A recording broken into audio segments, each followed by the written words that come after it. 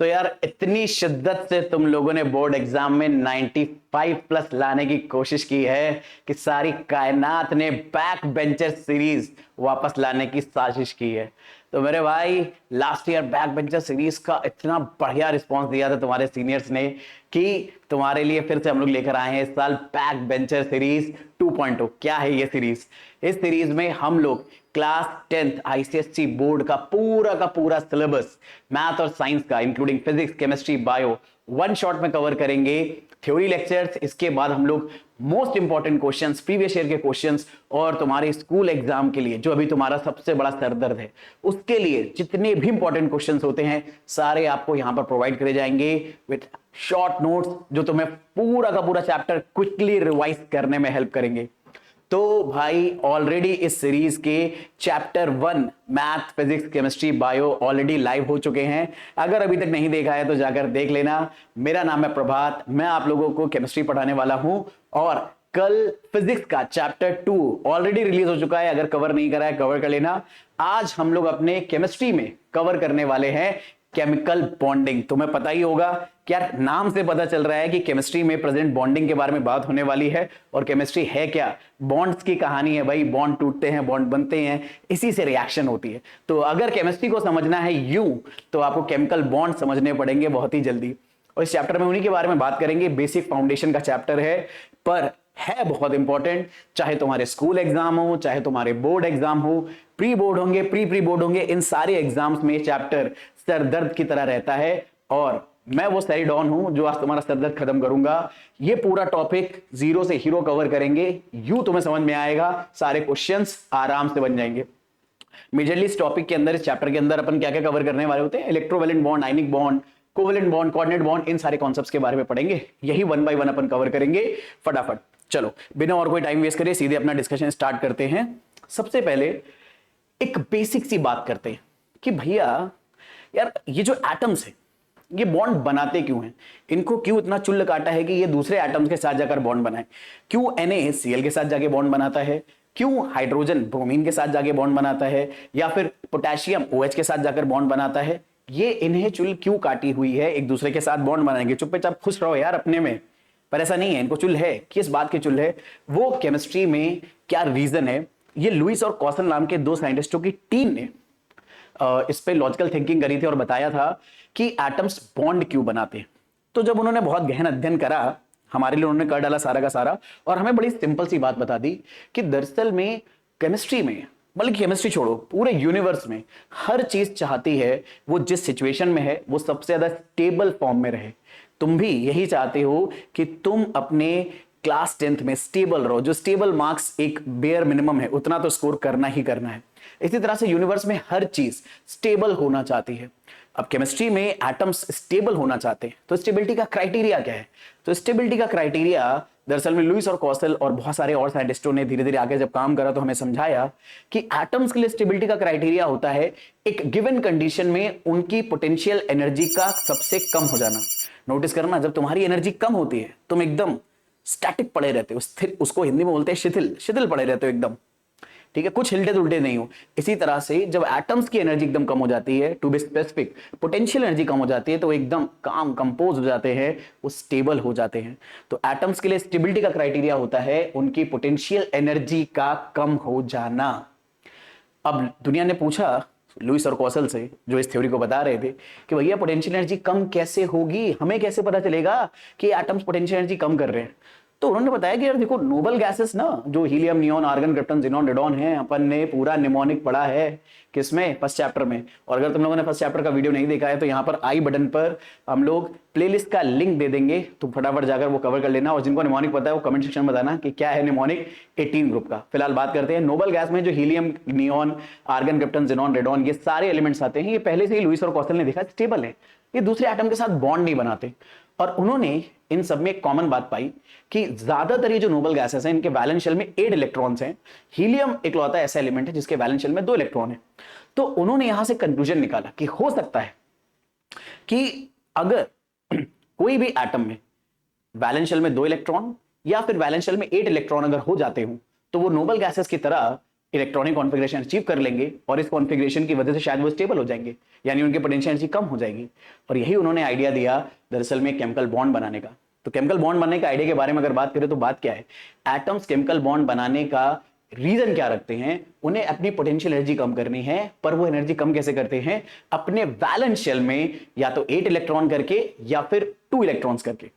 जब valence shell में atoms अपने 8 इलेक्ट्रॉन कंप्लीट कर लेते हैं तो हम उस फिनोमेना को बुलाते हैं कि एटम्स ने अपना ऑक्टेट कंप्लीट कर लिया है। और जब वो वैलेंस शेल में 2 इलेक्ट्रॉन रखते हैं तो हम उसे बुलाते हैं डुप्लेट कंप्लीट कर लिया है। लेकिन डुप्लेट के बारे में एक बहुत इंपॉर्टेंट बात बता दूं, ये डुप्लेट कंप्लीट करने का जो आइडिया है ये हमें 2 एलिमेंट्स के केस में देखने को मिलता है, हाइड्रोजन हीलियम। ज्यादातर एलिमेंट्स, लिथियम इसमें इन्वॉल्व कर सकते हो थोड़ा बहुत, हाइड्रोजन हीलियम एंड लिथियम। तो ये 3 ऐसे एलिमेंट है जो डुप्लेट कंप्लीट करते हैं, otherwise most of the element अपना ऑक्टेट ही कंप्लीट करते हैं।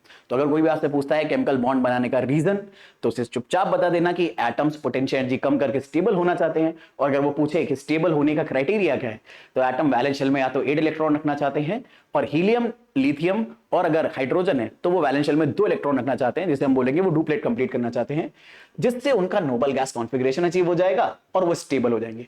तो अगर ये बेसिक आइडिया समझ में आ गया है तो अब ये चैप्टर आपके लिए बहुत इजी होने वाला है। सबसे पहले बात कर लेते हैं एक बहुत ही इंपॉर्टेंट टॉपिक के बारे में।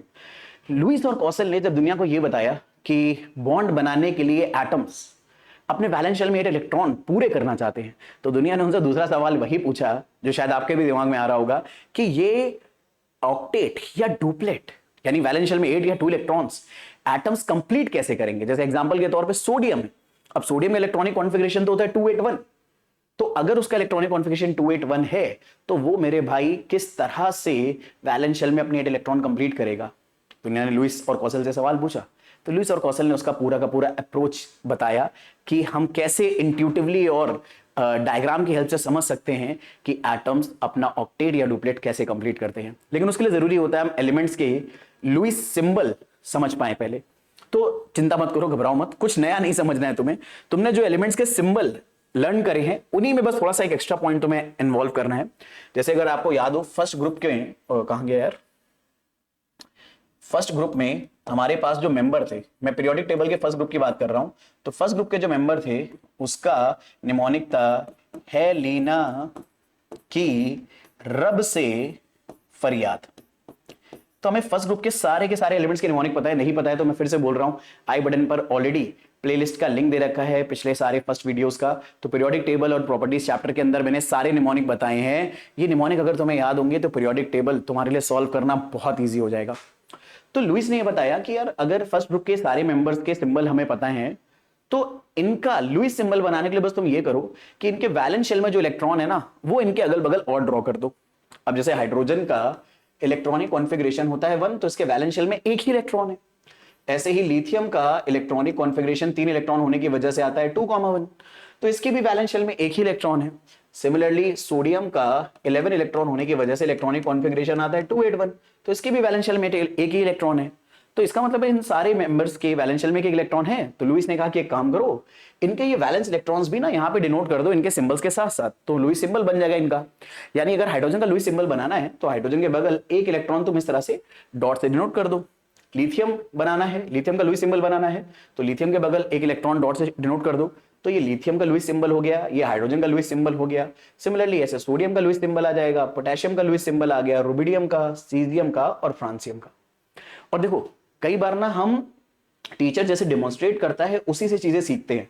तो कई बार बच्चों को ना ऐसा लगता है कि अगर सर ने राइट साइड पे इलेक्ट्रॉन्स बनाए हैं तो हमेशा हमें राइट साइड पे ही इलेक्ट्रॉन बनाने लुईस सिंबल में। ऐसा कोई रूल नहीं है, अगर ऐसा रूल होता तो आपको जरूर बताया जाता। तो ये बस आपको डायग्रामेटिकली दिखाया गया है कि किसी भी एटम का लुईस सिंबल बनाने के लिए उस एटम के नॉर्मल केमिकल सिंबल के बगल में उसके वैलेंस इलेक्ट्रॉन शो कर दो। अब उसके आजू बाजू कहीं भी बना सकते हो। अगर इसके वैलेंस शेल में एक ही इलेक्ट्रॉन है, 1 इलेक्ट्रॉन है, तो आप लेफ्ट में बनाओ, ऊपर बनाओ, राइट में बनाओ, लेफ्ट में बनाओ, बॉटम बनाओ, टॉप पे बनाओ, कहीं पर भी बनाओ, कोई दिक्कत नहीं होगी। पर यहां से एक और बात समझनी है आपको, बहुत इंपॉर्टेंट, कि एक पर्टिकुलर ग्रुप के जितने भी मेंबर्स होते हैं उनके एटम्स के सिंबल का अगर लुईस सिंबल फॉर्म लिखना है तो सब में same number of valence electron ही आते हैं। और ये बात हमने पीरियोडिक टेबल में कवर भी करी थी कि एक एटम की वैलेंसी सेम होती है, एक ग्रुप के सारे मेंबर्स की वैलेंसी सेम होती है, तो उनमें वैलेंस इलेक्ट्रॉन भी सेम होंगे। और वैलेंस इलेक्ट्रॉन ही अगर हमें लुईस सिंबल में बनाने हैं तो लुईस सिंबल में सब में इलेक्ट्रॉन भी आप सेम ही डिनोट करोगे। और फर्स्ट ग्रुप के हर मेंबर के वैलेंस शेल में एक एक इलेक्ट्रॉन होता है। ऐसे ही सेकेंड ग्रुप के जिसमें मेंबर्स आते हैं बेटा, मांगे, कार, सेंट्रो, बाप, राजी के according beryllium, magnesium, calcium, strontium, barium और रेडियम, तो इनके वैलेंस शेल में दो दो इलेक्ट्रॉन होते हैं। अगर यकीन ना हो तो इलेक्ट्रॉनिक कॉन्फ़िगरेशन लिख के देख लो। बेरिलियम का इलेक्ट्रॉनिक कॉन्फ़िगरेशन 4 इलेक्ट्रॉन होने की वजह से 2,2, मैग्नीशियम का इलेक्ट्रॉनिक कॉन्फ़िगरेशन 12 इलेक्ट्रॉन होने की वजह से 2,8,2। ऐसे कैल्शियम का आएगा, स्ट्रोंटियम का आएगा, बेरियम और रेडियम सबका आएगा। तो सबके वैलेंस शेल में दो इलेक्ट्रॉन आने वाले हैं। अब तुम्हारी मर्जी, ये दो इलेक्ट्रॉन तुम इस एलिमेंट के सिंबल के अगल बगल इस तरह से दो डॉट से डिनोट कर दो, या आप चाहो तो एक लेफ्ट में और एक राइट में डिनोट कर दो। जरूरत पड़े तो दोनों आप टॉप पर दिखा दो, जरूरत पड़े तो दोनों बॉटम पे दिखा दो। तुम्हारी रिक्वायरमेंट के हिसाब से है, तुम इन दो इलेक्ट्रॉन्स को इस सिंबल के अगल बगल रिक्वायरमेंट के हिसाब से कहीं भी बना सकते हो। ऐसी कोई पाबंदी नहीं है कि आपको राइट में ही बनाने हैं या अगल बगल ही बनाने हैं। जैसी रिक्वायरमेंट होगी वैसे वैसे हम इलेक्ट्रॉन्स को एटम के इर्द गिर्द बनाएंगे। याद बस ये रखना है कि हमें वैलेंस इलेक्ट्रॉन्स के बराबर ही इलेक्ट्रॉन्स एलिमेंट के सिंबल के अगल बगल बनाने हैं। दूसरी बात क्या याद रखनी है, एक ग्रुप के जितने मेंबर्स होंगे सब में वैलेंस इलेक्ट्रॉन सेम होने की वजह से जब उनका लुईस सिंबल बनाओगे तो सेम नंबर ऑफ इलेक्ट्रॉन बनते हुए आएंगे। अपना फर्स्ट और सेकंड ग्रुप के बाद जो हमारे लिए ग्रुप बड़े काम के स्टार्ट हो जाते हैं वो होता है ग्रुप नंबर 13, 14, 15, 16, 17 एंड 18। और इन सारे फर्स्ट और सेकंड ग्रुप को मिलाकर 13 से लेकर 18 तक के ग्रुप को मिलाकर अपन बुलाते हैं रिप्रेजेंटेटिव एलिमेंट्स। हालांकि 17 तक ग्रुप को ही इन्वॉल्व करते हैं रिप्रेजेंटेटिव एलिमेंट्स में, क्योंकि हमें 18 की जरूरत पड़ती है, तो मैंने ऐसे बोल दिया। ठीक है, तो अगर मैं 13 ग्रुप के बारे में बात करूं तो 13 ग्रुप का मेंबर जो है वो है बोरॉन, एल्युमिनियम, गैलियम, इनेडियम और थैलियम। अब ये रेडियो एक्टिव है तो इसके बाद वाला तो हम इसे स्टडी नहीं करते। इसका निमोनिक क्या है, बैगन, आलू, गाजर इन थैला। अब 13 ग्रुप में कैसे हम पकड़ेंगे कि इनके वैलेंस शेल में कितने इलेक्ट्रॉन हैं, तो जो इनके ग्रुप का नंबर है उसकी यूनिट प्लेस ही इनके वैलेंस इलेक्ट्रॉन होते हैं। चाहो तो चेक कर लो, बोरॉन का एटॉमिक नंबर होता है 5, इलेक्ट्रॉनिक कॉन्फ़िगरेशन आएगा 2,3। एल्युमिनियम का एटॉमिक नंबर होता है 13, इसका इलेक्ट्रॉनिक कॉन्फ़िगरेशन आएगा 2,8,3। तो ऐसे ही हमें दिख रहा है सबके वैलेंस शेल में 3-3 इलेक्ट्रॉन आ रहे हैं, तो 3 इलेक्ट्रॉन आपको शो कर रहे हैं, एक लेफ्ट में, एक टॉप पर, एक राइट में, एक लेफ्ट में, एक टॉप पर, एक राइट में, एक लेफ्ट में, एक टॉप पर, एक राइट में। अगर आपने इस तरह से बना दिया तो ये सब 13 ग्रुप के जो मेंबर्स हैं, जिन्हें हम बोरॉन फैमिली के मेंबर्स भी बुलाते हैं, उनके लुईस सिंबल हो गए। बोरॉन फैमिली इसलिए बोला क्योंकि सबसे पहला मेंबर इनका बोरॉन है। ऐसे ही 14 ग्रुप के मेंबर्स के आप लुईस सिंबल बना सकते हो। तो 14 ग्रुप का मेंबर्स कौन कौन से हैं, कार्बन है, सिलिका है, जर्मेनियम है, टिन है, लेड है। इसको याद करने का निमोनिक होता है काशी गए संत प्रभु। अब इनके वैलेंस शेल में जो इस ग्रुप का नंबर है उसके यूनिट डिजिट के बराबर इलेक्ट्रॉन होंगे, वैलेंस इलेक्ट्रॉन। तो 4 वैलेंस इलेक्ट्रॉन होंगे, तो एक ऊपर, एक लेफ्ट में, एक राइट में, एक बॉटम। चाहो तो दो दो करके लेफ्ट और राइट में बना दो, या दो दो करके टॉप और बॉटम पे बना दो, या जरूरत पड़े तो एक इधर 3 इधर बना दो। जैसी जरूरत पड़े आप उसके हिसाब से इलेक्ट्रॉन्स को डिनोट कर सकते हो। आपको बस इन 14 ग्रुप के हर मेंबर में वैलेंस शेल के 4 इलेक्ट्रॉन उनके सिंबल के अगल बगल बनाने हैं, तो ये इनका लुईस सिंबल हो जाएगा। ऐसे ही 15 ग्रुप और 16 ग्रुप भी आ जाएंगे, और ऐसे ही 17 ग्रुप भी आ जाएगा। तो 15 ग्रुप के मेंबर हैं नाइट्रोजन, फास्फोरस, आर्सेनिक, एंटीमनी और बिस्मथ। इनके वैलेंस शेल में 5 इलेक्ट्रॉन होंगे। तो आपने 3 इस तरह से बना दिए, 2 एक साइड बना दिए, या फिर आप 3 एक साइड बना सकते हो, 2 एक साइड बना सकते हो, आपकी मर्जी। 16 ग्रुप के मेंबर ये सारे बच्चों का फेवरेट निमोनिक होता है, उससे टीपो, क्योंकि एग्जाम में तुम यही बार बार बोलते हो अपने दोस्तों से कि भैया उससे टीपो, उससे टीपो। ठीक है, तो ये बच्चों का बड़ा फेवरेट निमोनिक होता है। 16 ग्रुप का जो निमोनिक होता है बच्चों के लिए काफी फेवरेट होता है, क्योंकि ये ऐसे ही रट्टा मारते हैं, उससे टीपो। एग्जाम में अपन बोलते हैं बार बार उससे टीप ले, उससे टीप ले। ठीक है, मुझे नहीं आता, उससे टीप ले, तो बस उससे टीपो से याद हो जाता है। वैलेंस शेल में कितने इलेक्ट्रॉन देंगे, 6, तो दो दो के पेयर से आप इनके इलेक्ट्रॉन बना दो। अब ना ये सिंबल याद रखना बहुत जरूरी होता है, क्योंकि इसकी हेल्प से केमिकल बॉन्डिंग को एक्सप्लेन करने की कोशिश करी थी लुईस और कॉसल ने। तो आप भी केमिकल बॉन्डिंग को इन्हीं की हेल्प से समझोगे। और मैं आपको ये बता देता हूं, आपके स्कूल एग्जाम में डेफिनेटली इससे रिलेटेड कोई ना कोई क्वेश्चन आएगा, जो हम लोग आगे कंटिन्यू करेंगे। ऐसे 17 ग्रुप के मेंबर हैं फ्लोरीन, क्लोरीन, ब्रोमीन, आयोडीन, एसिटीन। फिर कल बाहर आई आंटी, 7 इलेक्ट्रॉन है, तो दो दो के पेयर से 6 इलेक्ट्रॉन बना दिए, एक अलग। तो इस तरह से दो दो के पेयर के 3 पेयर बनाए, दो दो इलेक्ट्रॉन के, एक अलग, और ऐसे इन सबका बन जाएगा। तो इस तरह से आप अलग अलग एलिमेंट्स के लुईस सिंबल बना सकते हो जिनमें हम वैलेंस इलेक्ट्रॉन्स को डिनोट करते हैं। अब इन लुईस सिंबल को मैं फिर से बता दूं, लुईस और कॉसल ने क्यों बताया, क्योंकि इन सिंबल्स की हेल्प से वो डायग्रामेटिकली शो करने की कोशिश कर रहे थे कि एटम्स बॉन्ड कैसे बनाते हैं। मतलब एटम्स बॉन्ड बनाने का मतलब है अपना ऑक्टेट कंप्लीट करना चाहते हैं या डुप्लेट कंप्लीट करना चाहते हैं, तो वो डायग्रामेटिकली कैसे शो करे कि वो कैसे करने वाले हैं एटम अपना ऑक्टेट या डुप्लेट कंप्लीट, उनके लिए लुईस सिंबल की जरूरत है। अब उसे हम देखते हैं कि भाई कैसे बनेंगे ये। तो दरअसल में ना जो केमिकल बॉन्ड होता है पहले उसे समझते हैं और फिर धीरे धीरे उसे बनाने की कोशिश करेंगे अपन।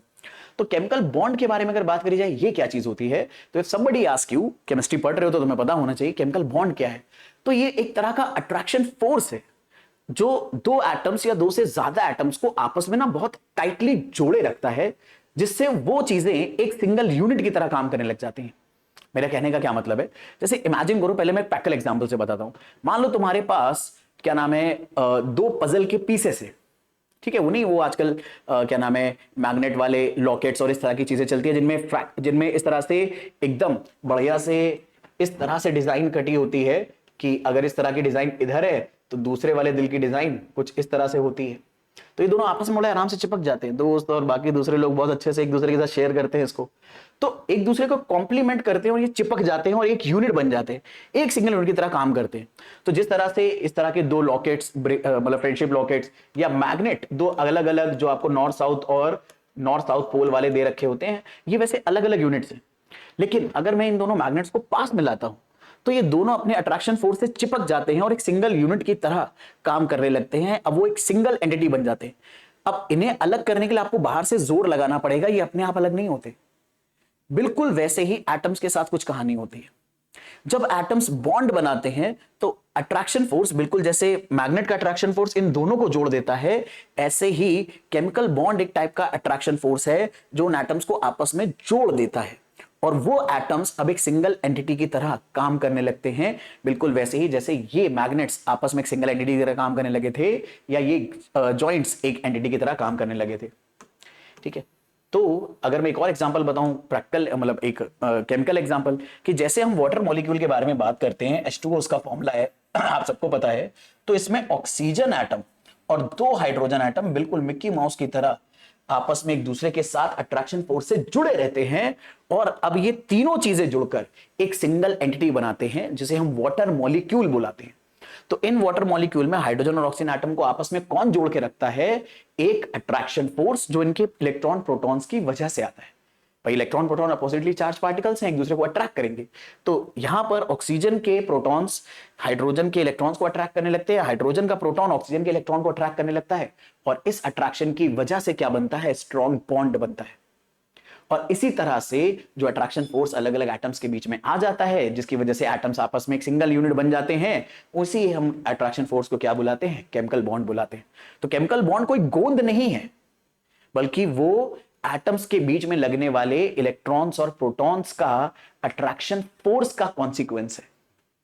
बस कहानी ये होती है, यहां पर अलग अलग एटम्स के प्रोटॉन्स इलेक्ट्रॉन्स एक दूसरे को अट्रैक्ट करते हैं।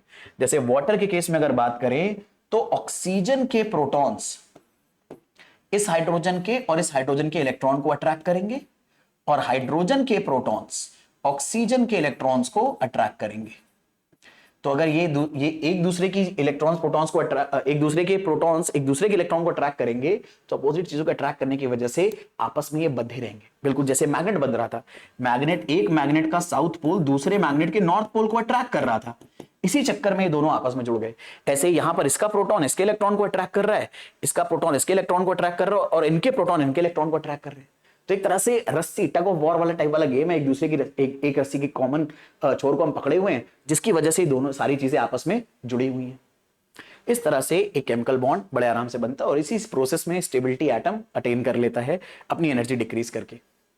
अब बात करी जाए अगर कि ये बॉन्ड कितने टाइप से बन सकते हैं, तो ये बॉन्ड 3 टाइप के होते हैं, इलेक्ट्रोवेलेंट, कोवेलेंट और कोऑर्डिनेट। इन्हीं के बारे में हमें डिटेल में पढ़ना है। चलो अब बात करते हैं। तो देखो मैंने ना थोड़ा सा वक्त लिया, कितना लिया अगर मैं बता दूं, ऑलमोस्ट तुम्हारा 20 मिनट मैंने टाइम ले लिया तुम्हें यह समझाने में कि यार साला केमिकल बॉन्ड का कॉन्सेप्ट क्या है। और तुमने 2x पे देखा होगा तो 10 मिनट में तुम समझ गए होगे। अब जो बाकी का मैं कोशिश करूंगा 40-50 मिनट के अंदर ही सारा कॉन्सेप्ट निपटा दूं, क्योंकि अब अगर तुम्हें ये की आइडिया समझ में आ गया है तो ट्रस्ट मी अब तुम केमिकल बॉन्ड यूं समझ जाओगे हर एक टाइप का। तो पहले बात करते हैं इलेक्ट्रोवैलेंट बॉन्ड के बारे में, जिसे हम आयनिक बॉन्ड भी बुलाते हैं। तो आयनिक बॉन्ड कैसे बनता है, यानी हमें आयनिक बॉन्ड में एटम्स के ऑक्टेट कंप्लीट करने हैं, तो एटम्स अपना ऑक्टेट कंप्लीट करने के लिए यहां पर इलेक्ट्रॉन्स का ट्रांसफर करते हैं। और नॉर्मली जो आयनिक बॉन्ड होता है या इलेक्ट्रोवैलेंट बॉन्ड होता है ये मेटल और नॉन मेटल के बीच में बनता है। अच्छा एक बात याद रखना काम की, मेटल मेटल के बीच में कभी कोई बॉन्ड नहीं बनता, ठीक है।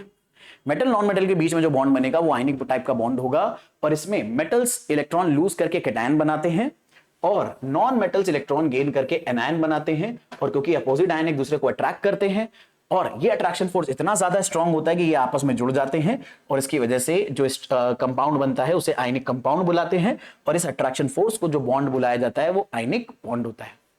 तो सिंपल सी कहानी है इलेक्ट्रोवैलेंट बॉन्ड या आयनिक बॉन्ड की, कि ये केमिकल बॉन्ड उन एटम्स के बीच में बनेगा जब इलेक्ट्रॉन का ट्रांसफर होगा। अब ये इलेक्ट्रॉन एक या एक से ज्यादा भी हो सकते हैं। अब जो मेटल होता है वो इलेक्ट्रॉन लूज करता है, जो नॉन मेटल होता है वो इलेक्ट्रॉन गेन करता है। जो मेटल है वो कैटायन बना लेगा इलेक्ट्रॉन लूज करके, और जो नॉन मेटल है वो इलेक्ट्रॉन गेन करके एनायन बना लेगा, और पॉजिटिव नेगेटिव चार्ज एक दूसरे को अट्रैक्ट करेंगे तो इनके बीच में इस अट्रैक्शन फोर्स की वजह से केमिकल बॉन्ड बन जाएगा जो इनको आपस में जोड़ के रखेगा। दैट्स हाउ आयनिक बॉन्ड बनता है, और इस तरह से बनने वाले कंपाउंड को आयनिक कंपाउंड बुला देते हैं, ठीक है। तो अब ना हमने लुईस सिंबल इसलिए सीखे थे ताकि हम ये समझ पाए कि एक तरह का बॉन्ड अगर बन रहा है तो कैसे एटम्स अपना ऑक्टेट कंप्लीट कर रहे हैं, क्योंकि लुईस का काम तो यही था ना, यही बताना कि एटम्स अपना ऑक्टेट कैसे कंप्लीट करते हैं बॉन्ड बनाने के ड्यूरेशन में। तो अब इलेक्ट्रोवैलेंट बॉन्ड की कहानी को लुईस सिंबल के थ्रू समझते हैं और NaCl का इलेक्ट्रॉन डॉट स्ट्रक्चर बनाते हैं। ये क्या होता है, तो NaCl लुईस ने कैसे समझाया दुनिया को कि कैसे अपना ऑक्टेट कंप्लीट कर रहा है हर एटम NaCl के अंदर, यानी Na और Cl, और इससे इलेक्ट्रॉन को डॉट्स की हेल्प से डिनोट करके बताया जाता है। इसीलिए इस स्ट्रक्चर को इलेक्ट्रॉन डॉट स्ट्रक्चर भी बुलाते हैं, या इसी को पता है लुईस स्ट्रक्चर भी बुलाते हैं। यानी आपसे हो सकता है एग्जाम में क्वेश्चन आ जाए NaCl का इलेक्ट्रॉन डॉट स्ट्रक्चर बनाओ या फिर NaCl का लुईस स्ट्रक्चर बनाओ, दोनों का मतलब सेम है, और दोनों में आपको काम क्या करना है, ये बताना है कि NaCl बनाने के लिए सोडियम और क्लोरीन किस तरह से अपना ऑक्टेट कंप्लीट करते हैं और किस तरह से आयनिक बॉन्ड बनाते हैं। आओ सीखते हैं। तो देखो हम सबसे पहले Na और Cl अगर इस फॉर्मूले में इस्तेमाल हो रहा है तो Na का और Cl का लुईस सिंबल बनाएंगे। तो हमें Na का पता है, इलेक्ट्रॉनिक कॉन्फ़िगरेशन पता है 281 होता है, और इसके वैलेंस शेल में एक इलेक्ट्रॉन है तो हमने Na का एक इलेक्ट्रॉन बना दिया। ऐसे ही क्लोरीन के लिए हम क्या करेंगे, इलेक्ट्रॉनिक कॉन्फ़िगरेशन क्लोरीन का आता है 287, 17 इलेक्ट्रॉन होते हैं, 7 इलेक्ट्रॉन है तो हमने वैलेंस शेल में 7 इलेक्ट्रॉन बना दिए। तो हमें दिखाई दे रहा है कि अगर सोडियम को अपना ऑक्टेट कंप्लीट करना है तो अगर वो एक इलेक्ट्रॉन की अपनी बलि दे दे तो उसका ऑक्टेट कंप्लीट हो जाएगा, क्योंकि जैसे एक इलेक्ट्रॉन की बलि देगा तो ये शेल खत्म हो जाएगी। तो अब ये वैलेंस शेल हो गई, और इस वैलेंस शेल में कितने इलेक्ट्रॉन है, 8 इलेक्ट्रॉन है। क्लोरीन को on other hand octet complete करने के दो ऑप्शन है, या तो ये 7 इलेक्ट्रॉन अपने अंदर से निकाले ताकि जब ये शेल खत्म हो तो ऑक्टेट कंप्लीट हो, या फिर बस ये अपनी शेल में एक और इलेक्ट्रॉन ले ले और ये 7 से 8 इलेक्ट्रॉन कर ले। तो 7 इलेक्ट्रॉन निकालना बहुत ज्यादा प्रॉब्लमेटिक, बहुत ज्यादा एनर्जी डिमांड करेगा, बहुत ज्यादा। इतनी एनर्जी अगर ज्यादा मिल गई इसको तो हमें पता है ज्यादा एनर्जी में तो चीजें अनस्टेबल हो जाएंगी, क्योंकि एनर्जी कम होने से चीजें स्टेबल होती है। तो 7 इलेक्ट्रॉन निकालना तो इसके लिए इम्पॉसिबल है। ज्यादा आसान क्या है, एक इलेक्ट्रॉन गेन करना। तो ये आराम से एक इलेक्ट्रॉन गेन करेगा, और कैसे करेगा, सोडियम को एक इलेक्ट्रॉन लूज करने की चुन ले अपना ऑक्टेट कंप्लीट करने के लिए, और क्लोरीन एक इलेक्ट्रॉन गेन करना चाहता है। तो बस मेरे बच्चे यहां पर यही होगा, आप इस तरह से एरो शो कर दोगे। इस एरो का मतलब है सोडियम अपना इलेक्ट्रॉन क्लोरीन को देना चाह रहा है, और जैसे ही सोडियम अपना इलेक्ट्रॉन क्लोरीन को देगा तो इनके बीच में बॉन्ड बन जाएगा। अच्छा यहां पर मैं तुम्हें एडवाइस करूंगा, क्योंकि मेरे पास ना मल्टीपल कलर्स अवेलेबल हैं, तो मैं तुम्हें दिखाने के लिए अलग अलग कलर्स इस्तेमाल कर रहा हूं। जैसे मैंने इलेक्ट्रॉन सब जगह डॉट से रिप्रेजेंट कर दिए हैं। अगर तुम एग्जाम में सिर्फ ब्लैक पेन या एक सिंगल कलर पेन का इस्तेमाल करने वाले हो तो एडवाइजेबल होगा कि तुम दूसरे एटम के सिंबल को, दूसरे एटम में इलेक्ट्रॉन के सिंबल को किसी और सिंबल से दिखा दो। जैसे यहां पर मैंने सोडियम के इलेक्ट्रॉन को डॉट से दिखाया है, क्लोरीन के इलेक्ट्रॉन्स को क्रॉस से दिखा दिया है। तो अब सोडियम का इलेक्ट्रॉन क्लोरीन के पास जाने वाला है। अब ये बात तुम दिखा दो बस यहाँ पे। अब सोडियम जरा सोचो, अगर एक इलेक्ट्रॉन लूज करेगा तो वह Na+ कैटायन बनेगा, क्योंकि एक इलेक्ट्रॉन लूज करने से जो स्पीशी बनती है वो कैटायन है। और ये इलेक्ट्रॉन अब क्लोरीन गेन करने वाला है, तो क्लोरीन के पास 7 तो उसके खुद के इलेक्ट्रॉन होंगे, एक इलेक्ट्रॉन ये किसका ले लेगा, सोडियम का, जिसकी वजह से एक इलेक्ट्रॉन एक्स्ट्रा आ गया, और एक इलेक्ट्रॉन एक्स्ट्रा की वजह से बन जाएगा एनायन। तो ये कैटायन जो पॉजिटिवली चार्ज है और ये एनायन जो नेगेटिवली चार्ज है तो अपोजिट आयन एक दूसरे को अट्रैक्ट करेंगे और इस अट्रैक्शन से जो बॉन्ड बनेगा उसी को अपन बुलाएंगे आयनिक बॉन्ड। तो इस तरह से इनके बीच में क्या बन जाएगा, आयनिक बॉन्ड। और ये आयनिक बॉन्ड क्योंकि चार्जेस के अट्रैक्ट होने की वजह से बना है तो इसे हम लोग, इसका एक स्पेशल नाम भी है, इसे कूलम्बिक फोर्स ऑफ अट्रैक्शन भी बुलाते हैं। अगर कोई पूछ ले यहां पर किस तरह का अट्रैक्शन फोर्स है तो कूलम्बिक फोर्स ऑफ अट्रैक्शन है। कूलम दरअसल में वो साइंटिस्ट थे जिन्होंने इस तरह के फोर्स को एक्सप्लेन करा था जो पॉजिटिव और नेगेटिव चार्ज के आयंस के बीच में लगता है या पॉजिटिव और नेगेटिव चार्ज के बीच में लगता है। और इस कूलम्बिक फोर्स ऑफ अट्रैक्शन जिसे हम आयनिक बॉन्ड बुला रहे हैं, इसी का एक और नाम भी है इलेक्ट्रोवैलेंट बॉन्ड। तो इस तरह से हम NaCl का लुईस सिंबल बना दें। और जरा नोटिस करना, इस लुईस सिंबल ने हमें यह समझा दिया है कि कैसे एटम्स का ऑक्टेट कंप्लीट हुआ। अब सोडियम ने जैसे एक इलेक्ट्रॉन निकाला तो इसकी ये शेल खत्म हो जाएगी। अब ये शेल अगर खत्म हो गई तो Na+ का इलेक्ट्रॉनिक कॉन्फ़िगरेशन आएगा 2,8। लो, वैलेंस शेल में 8 इलेक्ट्रॉन आ गए और वैलेंस शेल में 8 इलेक्ट्रॉन आने का मतलब है ऑक्टेट कंप्लीट हो गया, तो ये स्टेबल हो गया। और ऐसे ही यहां पर क्लोरीन ने एक इलेक्ट्रॉन गेन करा तो साथ में एक इलेक्ट्रॉन और आ गया तो इसके भी वैलेंस शेल में 8 इलेक्ट्रॉन आ गए और ये भी स्टेबल हो गया। तो अगर NaCl का इलेक्ट्रॉन डॉट स्ट्रक्चर या लुईस स्ट्रक्चर बनाने को आए तो आपको ये पूरा बनाना पड़ेगा। और इसी से हमें समझ में भी आ रहा है कैसे एटम्स के बीच में बॉन्ड बन रहा है। और इसीलिए सवाल तो हमसे पूछे भी जाते हैं एग्जाम में, क्योंकि केमिस्ट्री पढ़ने का मतलब ही ये है कि हम समझ पाएं कि एटम्स बॉन्ड किस तरह से बनाते हैं। और क्योंकि हमारा दिमाग चीजों को पिक्टोरियल वे में समझना चाहता है, आप वर्बली नहीं समझ सकते चीजों को, इसीलिए हम जब तक दिमाग में पिक्चर नहीं बना पाते तब तक हमारा दिमाग अंडरस्टैंड नहीं कर पाता कि चीजें कैसे हो रही हैं। और यकीन ना है तो मैं तुम्हें एक तुरंत सवाल पूछ के समझा सकता हूं कि क्यों हमारा दिमाग पिक्टोरियल व्यू में चीजें समझना चाहता है और उसे आप सिर्फ नॉर्मल वर्ड से बताना चाहोगे तो वो सही से चीजें समझ नहीं पाएगा। जैसे एग्जांपल के तौर पे मैं वर्ड बोलने वाला हूं, इसे बुलाते हैं दाड़िम।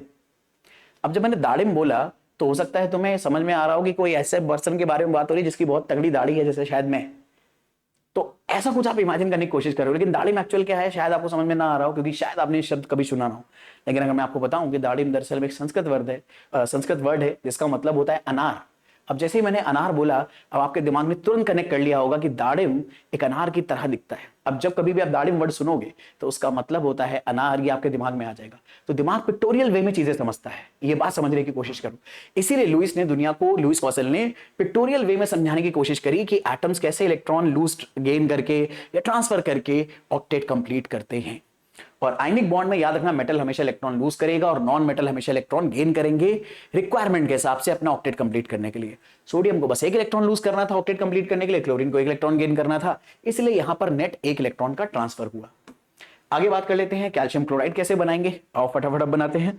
तो यार कैल्शियम क्लोराइड अगर बनाना है तो हमें पता है कि कैल्शियम के वैलेंस शेल में 2 इलेक्ट्रॉन होते हैं। ये हो गया कैल्शियम का लुईस सिंबल, इसका इलेक्ट्रॉनिक कॉन्फ़िगरेशन आता है 2882। कैल्शियम के वैलेंस शेल में ना 20 इलेक्ट्रॉन होते हैं, तो 2 8 10 8 18 2 20। सॉरी, कैल्शियम में टोटल 20 इलेक्ट्रॉन होते हैं, वैलेंस शेल में 2 इलेक्ट्रॉन होते हैं। मैंने शायद ये बोल दिया था वैलेंस शेल में 20 इलेक्ट्रॉन होते हैं, नहीं, कैल्शियम में टोटल 20 इलेक्ट्रॉन होते हैं। इलेक्ट्रॉनिक कॉन्फ़िगरेशन ऐसे आ जाएगा, वैलेंस शेल में 2 इलेक्ट्रॉन है तो लुईस सिंबल में ये दिखा दिया। क्लोरीन का तो हमने भी समझा ही कि मेरे बच्चे दरअसल में 7 इलेक्ट्रॉन होंगे, पर हमारे पास 2 क्लोरीन है, तो 2 क्लोरीन हम कैसे बनाएं। तो एक काम करते हैं, ज्यादा हॉचपॉच ना हो जाए इसके लिए एक क्लोरीन ऊपर एक क्लोरीन नीचे बना दे रहे। इसमें भी 7 इलेक्ट्रॉन शो करने के लिए इलेक्ट्रॉन का सिंबल अलग ले लेते हैं और दोनों ही क्लोरीन का जो वैलेंस शेल का इलेक्ट्रॉन होंगे वो 7 होंगे और पूरा इलेक्ट्रॉनिक कॉन्फ़िगरेशन 287 होगा। अब हमें दिखाई दे रहा है कि अगर क्लोरीन को अपना ऑक्टेट कंप्लीट करना है तो उसके पास 2 तरीके हैं, या तो ये 2 इलेक्ट्रॉन जो हैं ये 6 और गेन करें और ऑक्टेट कंप्लीट करें, लेकिन वही है, ज्यादा इलेक्ट्रॉन गेन करना और लूज करना दोनों बहुत मुश्किल होता है। तो यहां पर 2 इलेक्ट्रॉन लूज करना ज्यादा आसान है, इसलिए यहां पर कैल्शियम 2 इलेक्ट्रॉन लूज करना पसंद करेगा। लेकिन क्लोरीन को तो बस 1 इलेक्ट्रॉन की रिक्वायरमेंट है, और अगर दिमाग लगाओ तो तुम्हें समझ में आ जाएगा कि क्यों यहां 2 क्लोरीन लगे हैं। क्योंकि क्लोरीन को बस 1 इलेक्ट्रॉन की रिक्वायरमेंट है, तो कैल्शियम क्योंकि 2 इलेक्ट्रॉन देना चाहता है तो उसे 2 क्लोरीन लगेंगे इलेक्ट्रॉन देने के लिए। तो अपना 1 इलेक्ट्रॉन ये इस क्लोरीन को दे देगा और 1 इलेक्ट्रॉन इस क्लोरीन को दे देगा। और हम अब यहां पर इलेक्ट्रॉन के ट्रांसफर को डिनोट कर पाएंगे। कैल्शियम ने 2 इलेक्ट्रॉन्स की बलि दी तो ये बन जाएगा Ca2+, और इस क्लोरीन ने 2 इलेक्ट्रॉन गेन कर लिए तो ये क्लोराइड बनेगा और साथ में एक और क्लोराइड बनेगा। और कैल्शियम का कॉन्फ़िगरेशन 2 इलेक्ट्रॉन लूज करने के बाद हो जाएगा 288, और मेरे बच्चे इन दोनों क्लोरीन का हो जाएगा 288। अच्छा अब सुनो, दोनों में नंबर ऑफ इलेक्ट्रॉन देखो 288 आ रहे हैं, तो अगर इन दोनों स्पीशीज में नंबर ऑफ इलेक्ट्रॉन सेम है तो सेम इलेक्ट्रॉन वाली स्पीशीज को मेरे बच्चे हम लोग बुलाते हैं iso electronic species. Iso electronic क्या होता है? आइसो का मतलब होता है सेम, इलेक्ट्रॉनिक का मतलब नंबर ऑफ इलेक्ट्रॉन। तो ये दोनों जो स्पीशीज हैं ये दरअसल में आइसो इलेक्ट्रॉनिक स्पीशीज हैं, क्योंकि इनमें नंबर ऑफ इलेक्ट्रॉन सेम है। कैल्शियम आयन में भी 8 8 16 2 18 इलेक्ट्रॉन है, और क्लोराइड में भी 8 8 16 2 18 इलेक्ट्रॉन है। तो अगर आपके पास ऐसी स्पीशीज है जिनमें सेम इलेक्ट्रॉन है, उन्हें हम आइसो इलेक्ट्रॉनिक स्पीशीज बुलाते हैं। अच्छा, बहुत सारी किताबों में ये स्ट्रक्चर ना जगह बचाने के लिए ऐसे लिखा हुआ है, कैल्शियम आयन, और क्योंकि 2 बार क्लोराइड आ रहा है तो हम 2 टाइम्स क्लोराइड ऐसे लिख देते हैं। एक बात मैं यहां पर तुम्हें बताना चाहूंगा, बहुत काम की है, कि कभी भी मेरे बच्चे अगर आपको ऐसे 2 अलग अलग क्लोराइड डिनोट करने हैं तो आप Cl2 नहीं लिख सकते, ये लिखना अलाउड नहीं है। अगर आप Cl2 लिखते हो इसका मतलब आपने दोनों क्लोरीन आपस में जोड़ दिए, उनके बीच में किसी तरह का बॉन्ड ऑन बना नहीं। इन क्लोरीन के बीच में नोटिस करो यहां कोई बॉन्ड नहीं है, ये बॉन्ड बना रहे हैं कैल्शियम के साथ। कैल्शियम कैटायन बनेगा, ये अलग एनायन बनेगा, ये अलग एनायन बनेगा, और ये कैल्शियम अकेला बलशाली बलिष्ठ इन दोनों क्लोरीन्स को पकड़ के रखेगा। कैटायन पॉजिटिव चार्ज होने की वजह से एनायन को अट्रैक्ट करके रखेगा। तो अगर आपने Cl2 लिखा तो गलत हो जाएगा। अगर आपको ये 2 अलग अलग चीजें 2 बार दिखानी है तो आप नंबर बाहर मल्टीप्लाई करोगे, कभी भी फॉर्मूले में नीचे नहीं लगाओगे, नीचे लगाना गलत हो जाएगा। तो 2 अलग अलग यूनिट को डिनोट करना है तो आप नंबर बाहर लिखो, बट अगर वो दोनों आपस में जुड़ चुकी हैं तब आप सब्जेक्ट में लिखते हो। ये केमिस्ट्री के छोटे छोटे रूल्स हैं, पता होने चाहिए ताकि सिली मिस्टेक अवॉइड कर पाओ आप। चले, तो कैल्शियम क्लोराइड बना लिया, ऐसे ही चलो आओ मैग्नीशियम ऑक्साइड बनाते हैं। तो मैग्नीशियम में 12 इलेक्ट्रॉन होते हैं, इलेक्ट्रॉनिक कॉन्फ़िगरेशन आता है 282, और आपको पता है यहां पे 2 इलेक्ट्रॉन लूज करना ज्यादा आसान है 6 इलेक्ट्रॉन गेन करने के कंपैरिजन में। तो मैग्नीशियम का जब हम लुईस सिंबल बनाएंगे तो ये 2 इलेक्ट्रॉन लूज करना पसंद करेगा। और ऑक्सीजन के सारे बात करें तो ऑक्सीजन में वैलेंस शेल में 8 इलेक्ट्रॉन होते हैं, तो ऑक्सीजन में टोटल 8 इलेक्ट्रॉन होते हैं, तो इलेक्ट्रॉनिक कॉन्फ़िगरेशन बनेगा 2,6, और वैलेंस शेल में दिख रहे हैं 6 इलेक्ट्रॉन। तो मैं आपको एडवाइस करूंगा 6 इलेक्ट्रॉन यहां डिनोट करने के लिए ना 2 ऊपर 2 राइट में 2 बॉटम में बनाना, लेफ्ट वाली जगह खाली छोड़ना जो मैग्नीशियम के सामने है। ऐसा मैंने क्यों करा शायद आप तुरंत समझ जाओगे, क्योंकि हमें यहां पर दिख रहा है मैग्नीशियम को 2 इलेक्ट्रॉन लूज करने और इस ऑक्सीजन को 2 इलेक्ट्रॉन गेन करने। तो अगर मैंने यहां पर इलेक्ट्रॉन भर दिए तो इन इलेक्ट्रॉन को ट्रांसफर करके दिखाना मैग्नीशियम से ऑक्सीजन के ऊपर डिफिकल्ट हो जाएगा। दिख रहा है ना, अगर मान लो मैं यहां पर इलेक्ट्रॉन बना देता तुम्हारे लिए तो ऐसे दिखा पाना इलेक्ट्रॉन का बड़ा मुश्किल हो जाता है यार। तो इसीलिए हमने क्या करा, यहां पे थोड़ी सी प्री प्लानिंग करी और 2 इलेक्ट्रॉन की जगह यहां खाली छोड़ी ताकि हम दिखा पाए ये इलेक्ट्रॉन इधर जाएगा, ये इलेक्ट्रॉन इधर जाएगा, और एरो के साथ अब इलेक्ट्रॉन का ट्रांसफर दिखा दो। मैग्नीशियम ने 2 इलेक्ट्रॉन लूज करे, Mg2+ कैटायन बनेगा, कैटायन बनाना जरूरी है, और जैसे ही 2 इलेक्ट्रॉन लूज हुए तो इलेक्ट्रॉनिक कॉन्फ़िगरेशन 2,8 आ जाएगा। ऑक्सीजन ने 2 इलेक्ट्रॉन गेन कर लिए, तो इसके वैलेंस शेल में खुद के 6 इलेक्ट्रॉन और 2 एक्स्ट्रा इलेक्ट्रॉन अगर मैग्नीशियम के आ गए तो 2 माइनस का इसके ऊपर चार्ज आ जाएगा, ये बन जाएगा मैग्नीशियम का मैग्नीशियम ऑक्साइड का फॉर्मूला। और इसमें भी ऑक्सीजन की भी वैलेंस शेल में 8 इलेक्ट्रॉन आ गए, मैग्नीशियम में भी वैलेंस शेल में 8 इलेक्ट्रॉन आ गए, और नोटिस करो इसमें भी 10 इलेक्ट्रॉन है मैग्नीशियम आयन में, और ऑक्सीजन में भी यहां पर ऑक्साइड आयन बोलेंगे इसे, इसमें 10 इलेक्ट्रॉन है, तो ये दोनों भी आइसो इलेक्ट्रॉनिक स्पीशी काउंट होंगे। तो इस तरह से हम आयनिक कंपाउंड बनने का इलेक्ट्रॉन डॉट स्ट्रक्चर बड़े आराम से शो कर सकते हैं। अब इनमें से ही कुछ आपके पास एग्जाम में पूछे भी जाते हैं, आयनिक बॉन्ड फॉर्मेशन का आइडिया कैसे होता है, ताकि वो ये चेक करना चाहते हैं कि तुमने केमिस्ट्री में ये जो बेसिक आइडिया है कैसे एटम्स अपने इलेक्ट्रॉन लूज और गेन करके ऑक्टेट कंप्लीट करके आयनिक बॉन्ड बना लेते हैं, वो तुम्हें समझ में आया या नहीं, क्योंकि ये जानना केमिस्ट्री पढ़ते हुए बहुत ज्यादा जरूरी है। ठीक है, बाकी यहां पर छोटी छोटी बात करें कि आयनिक बॉन्ड जब बना लेते हैं एटम्स तो इससे जो कंपाउंड बनता है उसे हम बुलाते हैं आयनिक कंपाउंड। तो आयनिक कंपाउंड की एक बेसिक सी डेफिनेशन दे दी है कि ऐसे केमिकल कंपाउंड जो दरअसल में 1 या ज्यादा इलेक्ट्रॉन के ट्रांसफर होने से और आयनिक बॉन्ड के फॉर्मेशन से बनते हैं, ऐसे कंपाउंड्स को आयनिक कंपाउंड बुला देंगे। आयनिक कंपाउंड के क्लासिकल एग्जांपल हर वो एग्जांपल होगा जिसमें मेटल नॉन मेटल बहुत सारे आपस में जुड़ते हैं, जो आपने कॉमनली सुने हैं, सोडियम क्लोराइड, मैग्नीशियम ऑक्साइड, ठीक है, पोटेशियम ब्रोमाइड, ऐसे बहुत सारे एग्जांपल आपने सुने हैं, कैल्शियम क्लोराइड, ये सब आयनिक कंपाउंड ही हैं, क्योंकि मेटल नॉन मेटल के साथ जुड़ा हुआ है और आयनिक बॉन्ड के थ्रू जुड़ा है। तो आयनिक बॉन्ड जिन कंपाउंड्स के अंदर प्रेजेंट होता है उन कंपाउंड्स को हम आयनिक कंपाउंड या इलेक्ट्रोवैलेंट कंपाउंड बना लेते हैं, एज सिंपल एज दैट। दूसरी डेफिनेशन याद रखना, और ये मुझे बहुत उम्मीद है कि तुम्हारे एग्जाम में पूछी जाएगी, तो जिनको ना पता हो वो लिख लो, ये इलेक्ट्रोवैलेंसी की डेफिनेशन BMI है। जिनको ना पता हो BMI क्या होता है, भयंकर मोस्ट इंपॉर्टेंट नहीं, भयंकर मोस्ट इंपॉर्टेंट है ये चीज। तो क्या है इलेक्ट्रोवैलेंसी? तो आयनिक बॉन्ड बनाने के प्रोसेस में, इलेक्ट्रोवैलेंट बॉन्ड बनाने के प्रोसेस में तुमने पीछे तीन एग्जांपल में देखा कि जो हमारा मेटल है वो इलेक्ट्रॉन लूज कर रहा है और नॉन मेटल इलेक्ट्रॉन गेन कर रहा है, यानी इलेक्ट्रॉन का बेसिकली में ट्रांसफर हो रहा है। तो मेटल जितने इलेक्ट्रॉन लूज करता है उसे मेटल की इलेक्ट्रोवैलेंसी बुलाते हैं, और नॉन मेटल जितने इलेक्ट्रॉन गेन करता है उसे नॉन मेटल की इलेक्ट्रोवैलेंसी बुलाते हैं। इन सिंपल वर्ड्स, इलेक्ट्रोवैलेंसी उन नंबर ऑफ इलेक्ट्रॉन्स को बुलाते हैं जो मेटल डोनेट कर रहा है या नॉन मेटल एक्सेप्ट करता है कैटायन और एनायन में कन्वर्ट होने के लिए। एग्जांपल के तौर पे अगर आपसे कोई पूछे कि NaCl कंपाउंड में इलेक्ट्रोवैलेंसी ऑफ Na क्या है और इलेक्ट्रोवैलेंसी ऑफ Cl क्या है, तो हमें याद है कि Na ने तो एक इलेक्ट्रॉन लूज करा था, ये हमने पीछे देखा कि Na ने एक इलेक्ट्रॉन लूज करा है, तो Na ने एक इलेक्ट्रॉन लूज करा है तो Na के एक इलेक्ट्रॉन लूज करने की वजह से इसकी इलेक्ट्रोवैलेंसी 1 आ जाएगी, और क्लोरीन ने एक इलेक्ट्रॉन गेन करा था तो इसकी इलेक्ट्रोवैलेंसी 1 आ जाएगी। इलेक्ट्रोवैलेंसी में आप प्लस माइनस साइन नहीं बताते, क्योंकि ये डेफिनेशन के अकॉर्डिंग क्या है, कितने नंबर ऑफ इलेक्ट्रॉन लूज या गेन हुए, और क्योंकि बस आपको नंबर ऑफ इलेक्ट्रॉन बताने हैं कितने लूज या गेन हुए, तो आपको बस नंबर बताना है, इसलिए इलेक्ट्रोवैलेंसी हमेशा पॉजिटिव आती है। अब यहां पर कई बच्चे सिली मिस्टेक कर देते हैं जब इलेक्ट्रोवैलेंसी कैल्शियम क्लोराइड की पूछी जाती है।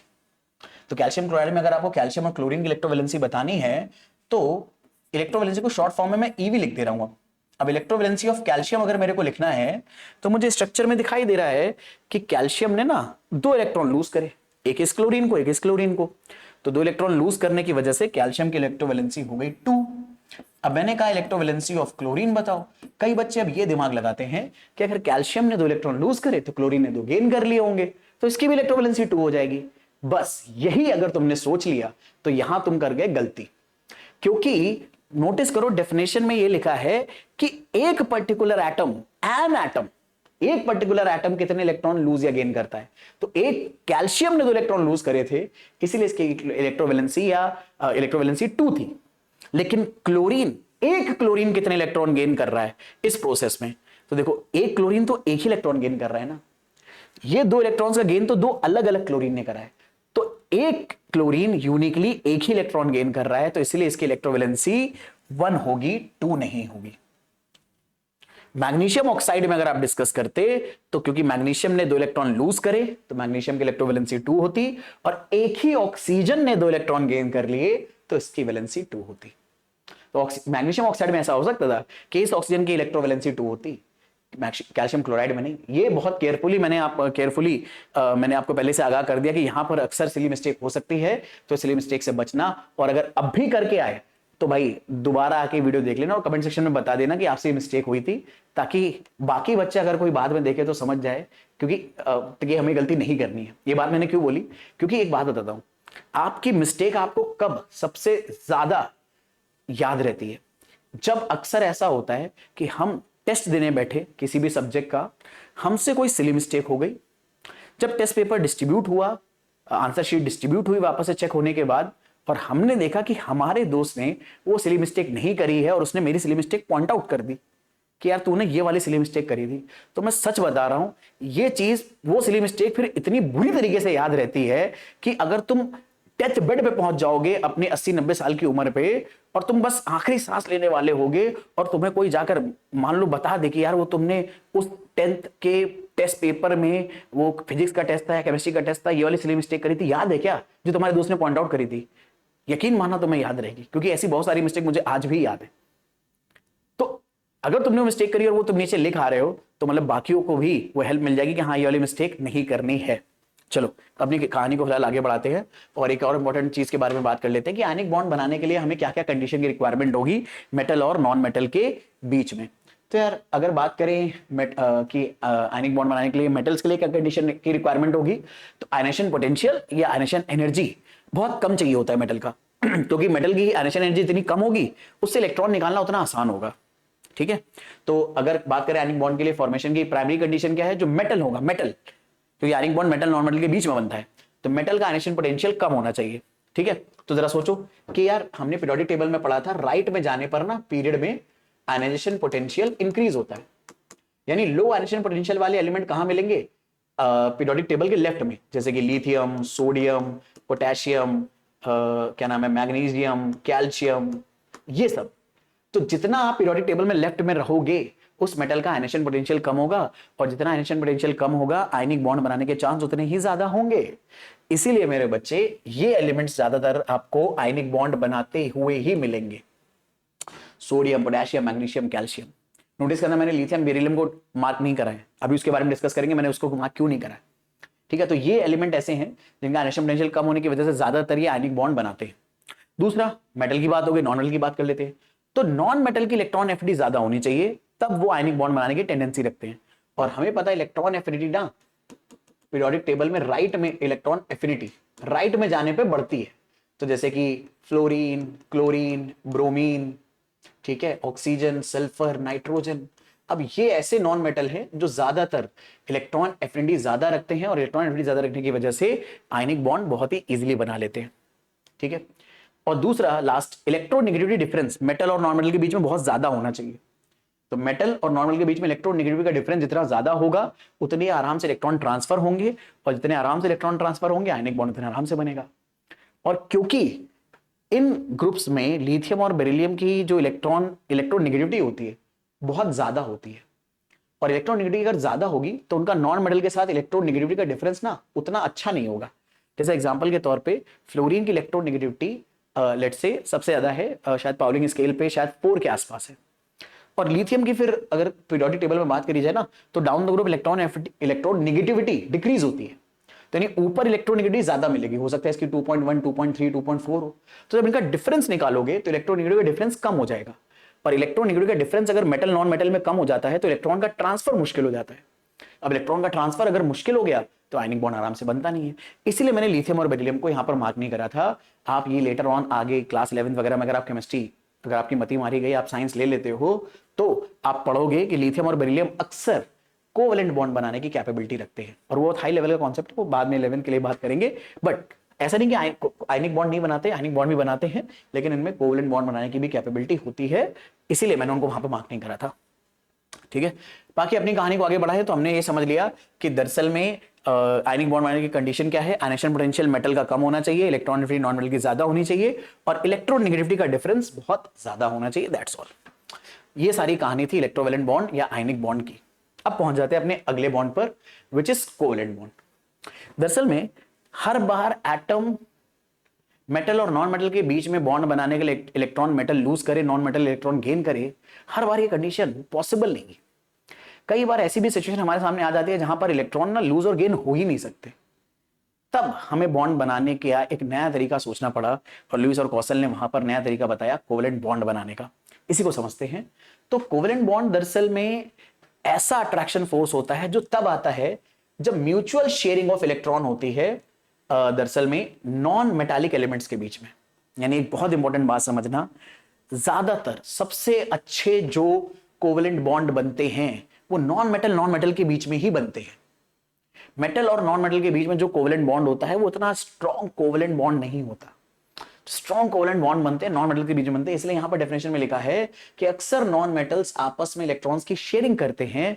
याद रखना, शेयरिंग अलग वर्ड है, ट्रांसफर अलग वर्ड है। शेयरिंग का मतलब है तुम इलेक्ट्रॉन दो और मैं भी इलेक्ट्रॉन दूं, शेयर करना। जैसे आप लंच शेयर करते हो लंच ब्रेक में अपने फ्रेंड्स के साथ, तुम पास्ता लाए हो, तुमने अपने साथ पास्ता शेयर करा, वो मोमोज लाया, आपने उसके साथ मोमोज शेयर कर लिए।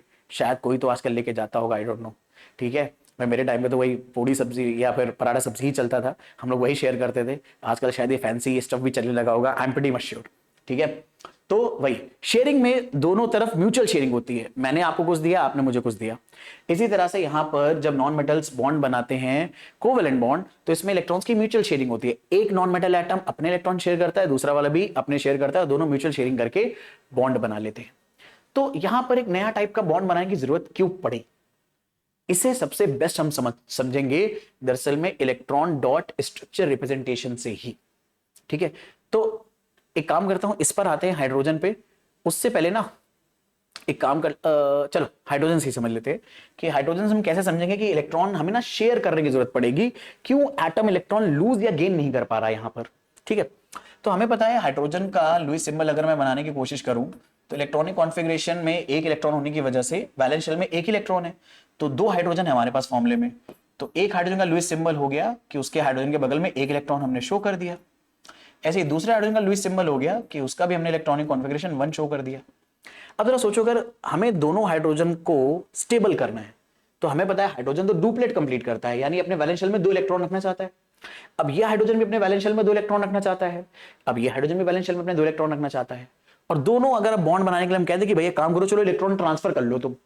अभी आयनिक बॉन्ड में पढ़ा था कि एक इलेक्ट्रॉन लूज कर ले दूसरा गेन कर ले। तो यार जरा सोचो, अगर इस हाइड्रोजन ने अपने इलेक्ट्रॉन लूज करके इसको दे दिया, इसको कितना बुरा लगेगा यार कि इसके तो 2 इलेक्ट्रॉन पूरे हो गए, इसका इलेक्ट्रॉन इसको मिल गया, इसके पास तो 2 इलेक्ट्रॉन हो गए, लेकिन ये भाई साहब पूरा एकदम इलेक्ट्रॉन से वंचित हो गया यार, कुछ भी नहीं बचा इसके पास, तो कितना बुरा लगेगा। जरा सोचो, तुम टिफिन लेके आओ और साला तुम्हारा हरामखोर दोस्त तुम्हारा पूरा टिफिन खा जाए, और वो भी तुम्हारी फेवरेट चीज, कितना बुरा लगेगा तुम्हें भाई।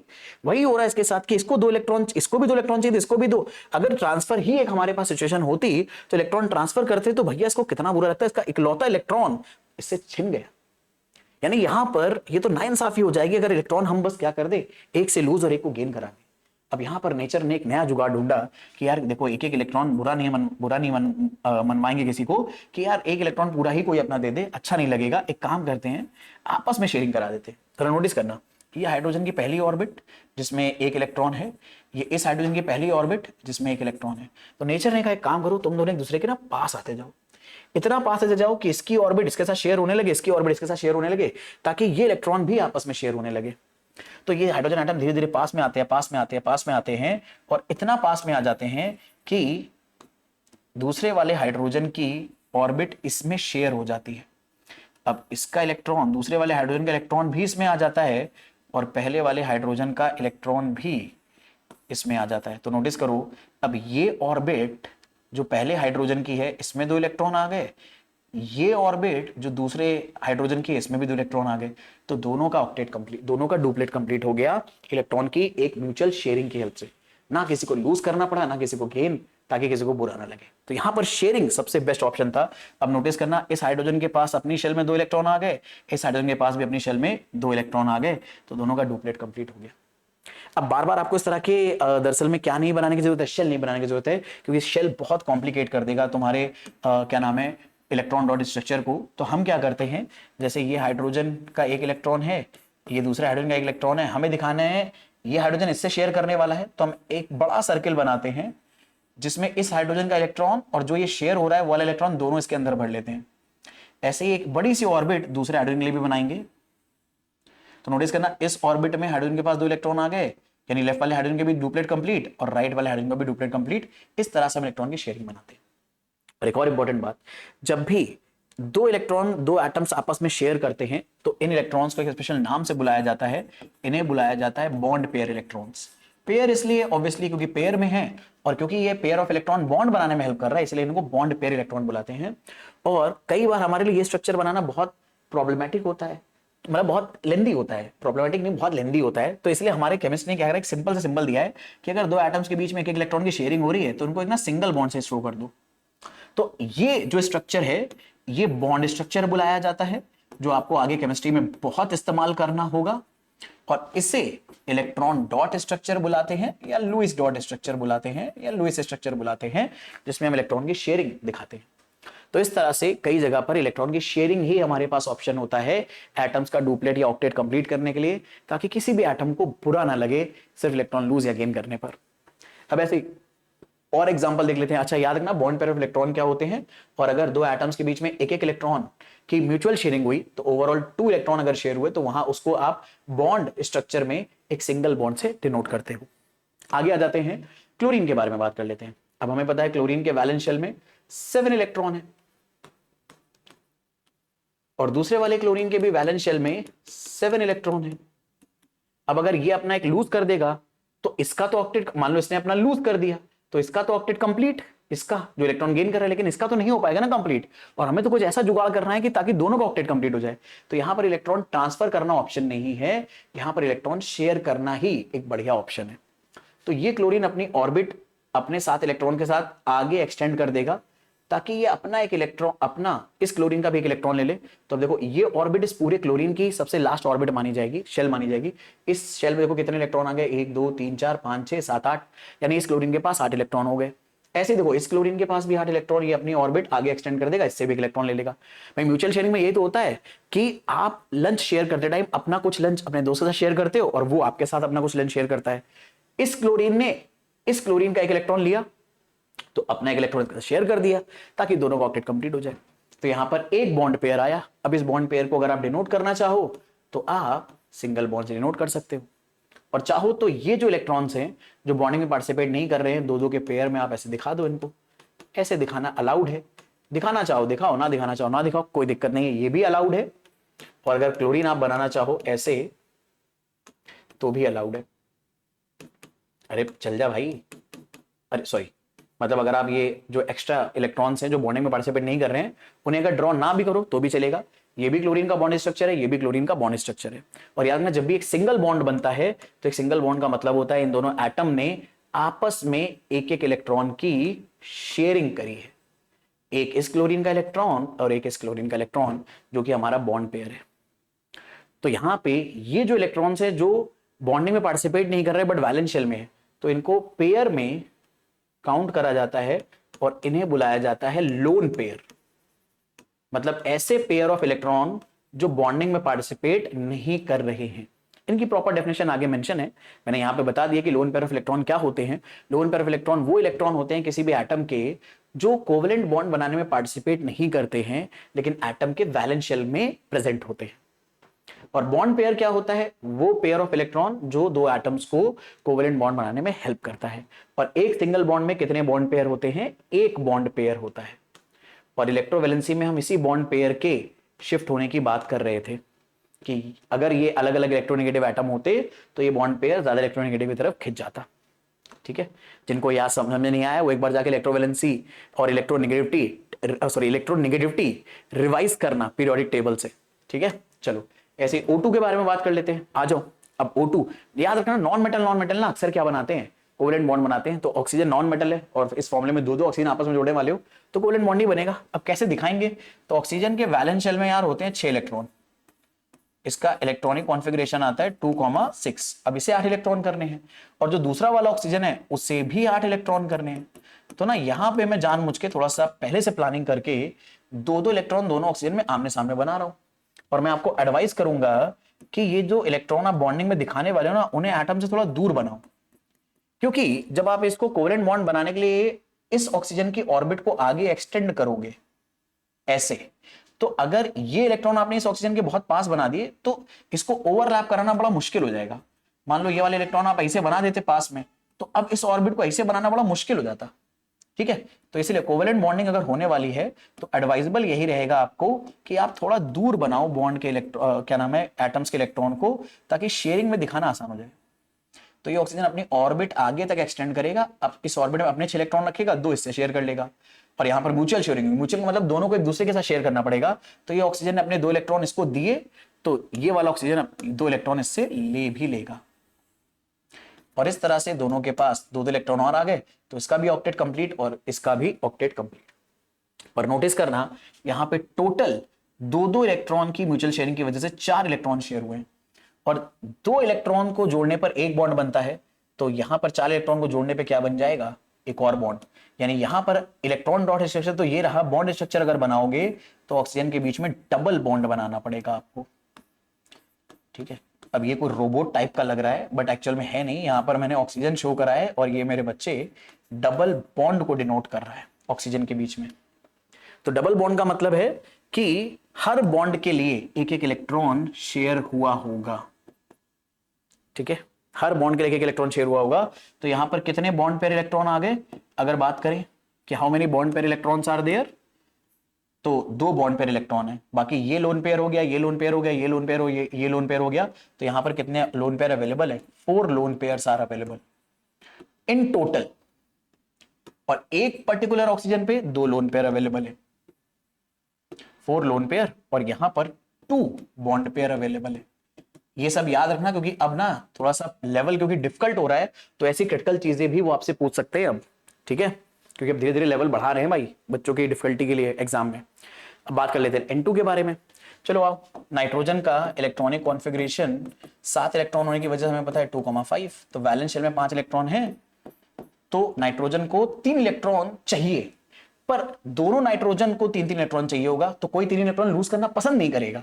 तो होगा क्या, यहां पर इलेक्ट्रॉन्स की 3-3 की म्यूचुअल शेयरिंग होने वाली है। तो मैं थोड़ा सा पहले से प्लान कर रहा हूं, क्योंकि 3-3 की म्यूचुअल शेयरिंग होने वाली है, तो मैं दोनों नाइट्रोजन के 3-3 इलेक्ट्रॉन 5 में से आमने सामने बना दे रहा हूं, 2 को अलग रख दे रहा हूं। ठीक है, अब इससे प्लानिंग से हुआ क्या, इससे प्लानिंग से हुआ कि इस नाइट्रोजन के पास खुद के 5 इलेक्ट्रॉन है, इसे 3 और चाहिए, तो ये इस नाइट्रोजन से क्या करेगा, 3 म्यूचुअल शेयर कर लेगा। और ऐसे ये वाला नाइट्रोजन, अब राइट वाले नाइट्रोजन ने लेफ्ट वाले नाइट्रोजन के 3 इलेक्ट्रॉन लिए हैं, तो लेफ्ट वाला भी राइट वाले के 3 इलेक्ट्रॉन ले लेगा। और यहां पर हर 2 इलेक्ट्रॉन की शेयरिंग से एक एक बॉन्ड बनेगा, तो यहां पर कितने बॉन्ड आ जाएंगे, एक बॉन्ड इधर, एक बॉन्ड इधर, एक बॉन्ड इधर, तो 1 2 3 बॉन्ड आ जाएंगे। तो टोटल यहां पर 3 बॉन्ड बने। अब इधर एक लोन पेयर रह गया, इधर एक लोन पेयर रह गया, तो यहां पर मेरे बच्चे कैसा बॉन्ड बना, ट्रिपल बॉन्ड बना। तो नाइट्रोजन के एटम्स के बीच में N2 मॉलिक्यूल में कितने बॉन्ड होते हैं, ट्रिपल बॉन्ड होते हैं। ट्रिपल बॉन्ड का मतलब 3 बॉन्ड पेयर यहां पे शेयर हुए हैं, 3 इलेक्ट्रॉन इस नाइट्रोजन ने शेयर करें और 3 इलेक्ट्रॉन इस नाइट्रोजन ने आपस में शेयर करके 3 बॉन्ड बना लिए हैं। ठीक है, तो इस तरह से N2 का स्ट्रक्चर बना सकते हो। अब ऐसा तो नहीं है कि हर बार सेम क्या नाम है नॉन मेटल ही आपस में कोऑर्डिनेट बॉन्ड बना कोवेलेंट बॉन्ड बनाता हो। अलग अलग एटम्स भी नॉन मेटल के कोवेलेंट बॉन्ड बना सकते हैं। जैसे CH4 में भी अब 2 अलग अलग एटम है, कार्बन है, हाइड्रोजन है, तो ये भी कोवेलेंट बॉन्ड बना सकता है। कैसे बनाता है वो सीखते हैं। और ये मेरे बच्चे बहुत इंपॉर्टेंट है, बहुत ज्यादा इंपॉर्टेंट, ये भी BMI की कैटेगरी में आएगा कि ये आपसे पूछा जा सकता है इसका स्ट्रक्चर बनाने को। ठीक है, तो CH4 कैसे बनाएंगे मेरे बच्चे, आओ सीखते हैं। तो हमें पता है कार्बन का ना सबसे पहले इलेक्ट्रॉनिक कॉन्फ़िगरेशन लिखो, ताकि पता चल जाए कार्बन के वैलेंस शेल में इलेक्ट्रॉन कितने हैं, 4। अब कार्बन के वैलेंस शेल में 4 इलेक्ट्रॉन है मेरे भाई। अब ऑक्टेट कंप्लीट करने के लिए या तो ये 4 गेन करे या 4 लूज करे, पर 4 इलेक्ट्रॉन लूज या गेन करने में बहुत एनर्जी लगती है भाई। तो ये ना तो लूज करना पसंद करेगा ना गेन करना, क्या पसंद करेगा। तो अगर कोई भी एटम इलेक्ट्रॉन लूज गेन करके ऑक्टेट कंप्लीट नहीं करना चाहता, वो शेयर करके करेगा।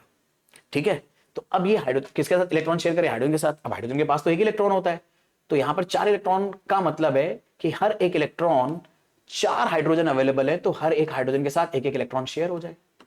तो हर कार्बन के इलेक्ट्रॉन के सामने हाइड्रोजन का एक एक इलेक्ट्रॉन, उसके साथ हाइड्रोजन का एटम बना दो। अब हाइड्रोजन को पता है डुप्लेट कंप्लीट करना है, यानी इसे बस एक और इलेक्ट्रॉन चाहिए। हाइड्रोजन के पास अपना एक इलेक्ट्रॉन है, अब वो एक इलेक्ट्रॉन इस कार्बन से ले लेगा। कैसे, म्यूचुअली शेयर करके। हाइड्रोजन इससे एक इलेक्ट्रॉन लेगा तो हाइड्रोजन का डुप्लेट कंप्लीट। ऐसे ये वाला हाइड्रोजन इससे एक इलेक्ट्रॉन शेयर करेगा, इसका डुप्लेट कंप्लीट। ये वाला हाइड्रोजन इससे इलेक्ट्रॉन शेयर करेगा। और नोटिस करना, अगर आप इस हाइड्रोजन का ऑर्बिट बना रहे हो तो हाइड्रोजन के एटम के साथ बस सामने वाले एटम का वो इलेक्ट्रॉन और ले लेना है जो आपस में शेयर होने वाला है। कई बार बच्चे इसको बनाते टाइम क्या गलती करते हैं, वो ऐसे एटम तक को ले लेते हैं। एटम को नहीं लेना है, उसके इलेक्ट्रॉन को लेना है बस। ठीक है, हाइड्रोजन एटम अगर इसके साथ कार्बन से इलेक्ट्रॉन शेयर कर रहा है तो बस कार्बन के इलेक्ट्रॉन को लो। ऐसे ही यहां पर अब कार्बन ने अपने 4 इलेक्ट्रॉन अगर शेयर करे तो इनसे 4 इलेक्ट्रॉन लेगा भी, तो इसका सर्कल थोड़ा सा बड़ा बनेगा। थोड़ा सा स्ट्रेटेजिकली पहले से बनाना, ताकि आप थोड़ा सा डायग्राम दिखने में खूबसूरत दिखा पाओ। ये तो नोटिस करना, फोकस करना सिर्फ इस सर्कल पे, सिर्फ इस सर्कल पे इमेजिन करो, सिर्फ ये सर्कल। तो इस सर्कल में, यानी अगर इस सर्कल को इमेजिन करना तो मैं इनको हटा देता हूं अभी, ताकि आप देख पाओ कि इस कार्बन के पास कितने इलेक्ट्रॉन आ गए, 8 इलेक्ट्रॉन आ गए। 4 अपने, इस सर्कल में काउंट करो कितने इलेक्ट्रॉन है, 1 2 3 4, 1 2 3 4, 8 हो गए। 4 कार्बन के अपने और 4 अलग अलग हाइड्रोजन से आ गए। बाकी हाइड्रोजन के भी दिखा दो, ये डुप्लेट कंप्लीट, ये डुप्लेट कंप्लीट, ये डुप्लेट कंप्लीट और ये डुप्लेट कंप्लीट। और यहां पर हर कार्बन ने हर हाइड्रोजन के साथ एक एक इलेक्ट्रॉन शेयर करा है, तो यहां पर एक एक इलेक्ट्रॉन की शेयरिंग की वजह से एक बॉन्ड बनेगा, यहां पर एक बॉन्ड बनेगा, यहां पर एक बॉन्ड बनेगा, यहां एक बॉन्ड बनेगा। तो यहां पर 4 सिंगल बॉन्ड बन रहे हैं, यानी CH4 में कार्बन हाइड्रोजन के बीच में 4 सिंगल बॉन्ड होते हैं, और हर बॉन्ड दरअसल में एक बॉन्ड पेयर है। तो यहां पर कितने बॉन्ड पेयर है, 4 बॉन्ड पेयर है टोटल। और नोटिस करना, यहां पर किसी भी एटम के पास कोई लोन पेयर नहीं बचा। कार्बन ने भी अपने 4 इलेक्ट्रॉन बॉन्डिंग में यूज कर लिए, हाइड्रोजन ने भी अपने हर एक इलेक्ट्रॉन बॉन्डिंग में यूज कर लिए। तो यहां पे लोन पेयर कितने हैं, 0 लोन पेयर है। तो स्ट्रक्चर में ऐसे सवाल भी आपसे पूछे जा सकते हैं कि भैया स्ट्रक्चर में बताओ कितने सिंगल बॉन्ड हैं, कितने डबल बॉन्ड हैं, या फिर कितने बॉन्ड पेयर और कितने लोन पेयर हैं। ये बनाना आना चाहिए हमें, जो मुझे उम्मीद है आप सीख चुके हो। ठीक है, तो इस तरह से हम लोग इलेक्ट्रॉन डॉट स्ट्रक्चर अलग अलग कोवेलेंट कंपाउंड्स का बना सकते हैं। और हमें यह समझ में आया कि क्यों कोवेलेंट कंपाउंड्स आपस में इलेक्ट्रॉन की शेयरिंग करते हैं, इलेक्ट्रॉन लूज या गेन नहीं करते हैं, वो पॉसिबिलिटी नहीं होती। ठीक है, बाकी कोवेलेंट कंपाउंड के बारे में अगर बात करें तो कोवेलेंट कंपाउंड क्या है, तो ऐसे कंपाउंड जिनमें एटम्स के बीच में कोवेलेंट बॉन्ड होता है उन्हें कोवेलेंट कंपाउंड कहते हैं। जैसे वाटर एक कोवेलेंट कंपाउंड का एग्जांपल है, ठीक है। वाटर में भी मेरे बच्चे हाइड्रोजन ऑक्सीजन के बीच में कोवेलेंट बॉन्ड ही बनता है। अब देखो ऑक्सीजन के वैलेंस शेल में होते हैं 6 इलेक्ट्रॉन, अब ऑक्सीजन को चाहिए 2 इलेक्ट्रॉन ऑक्टेट कंप्लीट करने के लिए, लेकिन इसके चक्कर में हाइड्रोजन अपने एक इलेक्ट्रॉन लूज नहीं कर सकता ना। हाइड्रोजन के पास एक इलेक्ट्रॉन लूज करने का ऑप्शन नहीं है, क्योंकि अगर हाइड्रोजन इलेक्ट्रॉन लूज कर लिया तो वही दिक्कत कि हाइड्रोजन के इलेक्ट्रॉन खत्म हो जाएंगे यार, कोई सेंस नहीं बनेगा इस बात का। तो इसीलिए हाइड्रोजन चाहता है वाटर के साथ बॉन्ड, ऑक्सीजन के साथ बॉन्ड बना रहे टाइम, कि अगर ऑक्सीजन हाइड्रोजन के 2 इलेक्ट्रॉन लेकर अपना ऑक्टेट कंप्लीट करना चाहता है तो शेयरिंग से करे, खासतौर पे म्यूचुअल शेयरिंग, दोनों शेयर करे। तो हाइड्रोजन भी 2 इलेक्ट्रॉन इधर शेयर कर लेगा ऑक्सीजन के साथ, और ये वाला हाइड्रोजन भी ऑक्सीजन के साथ इलेक्ट्रॉन शेयर कर लेगा। तो इस तरह से वाटर का कंपाउंड बनेगा, और ऑक्सीजन का इस हाइड्रोजन के साथ एक इलेक्ट्रॉन शेयर करने की वजह से सिंगल बॉन्ड आएगा, यहाँ पर भी एक इलेक्ट्रॉन शेयर करने की वजह से सिंगल बॉन्ड आएगा। तो यहाँ पर एक बॉन्ड पेयर, ये दूसरा बॉन्ड पेयर, तो वाटर में कितने बॉन्ड पेयर हो गए, 2 बॉन्ड पेयर।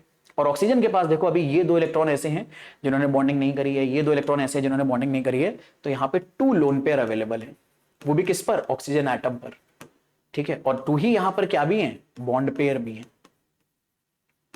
ठीक है। और दोनों बॉन्ड कैसे दिख रहे हैं, सिंगल बॉन्ड दिख रहे हैं। तो इस तरह से वाटर हो गया हमारा कोवेलेंट कंपाउंड। हर वो कंपाउंड जिसमें क्या नाम है, एटम्स के बीच में सिंगल बॉन्ड होता है, वो सब आपके कोवेलेंट, सॉरी सिंगल बॉन्ड नहीं, म्यूचुअल शेयरिंग होती है, उन्हें हम लोग क्या बुलाते हैं, कोवेलेंट कंपाउंड बुलाते हैं। और मोस्टली कोवेलेंट कंपाउंड को पहचानने का बड़ा सिंपल तरीका है, नॉन मेटल्स आपस में बॉन्ड हो रहे होंगे। अब हाइड्रोजन क्लोरीन नॉन मेटल है, हाइड्रोजन क्लोराइड बना, ये भी कोवेलेंट कंपाउंड है, वाटर भी कोवेलेंट कंपाउंड है। ऐसे बहुत सारे जिसमें नॉन मेटल्स हैं वो सारे कंपाउंड कोवेलेंट कंपाउंड ही होते हैं।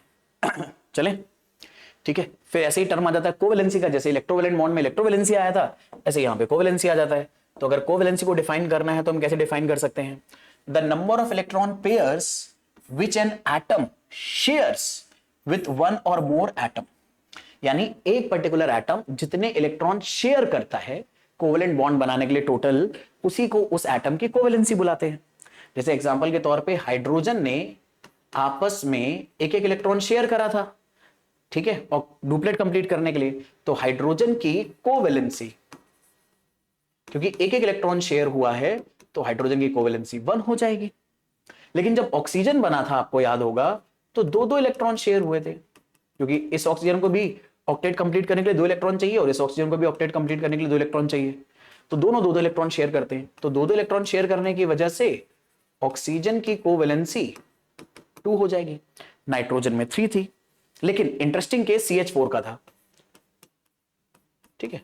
CH4 में कार्बन ने टोटल कितने इलेक्ट्रॉन शेयर करे, कार्बन ने टोटल 4 इलेक्ट्रॉन शेयर करे।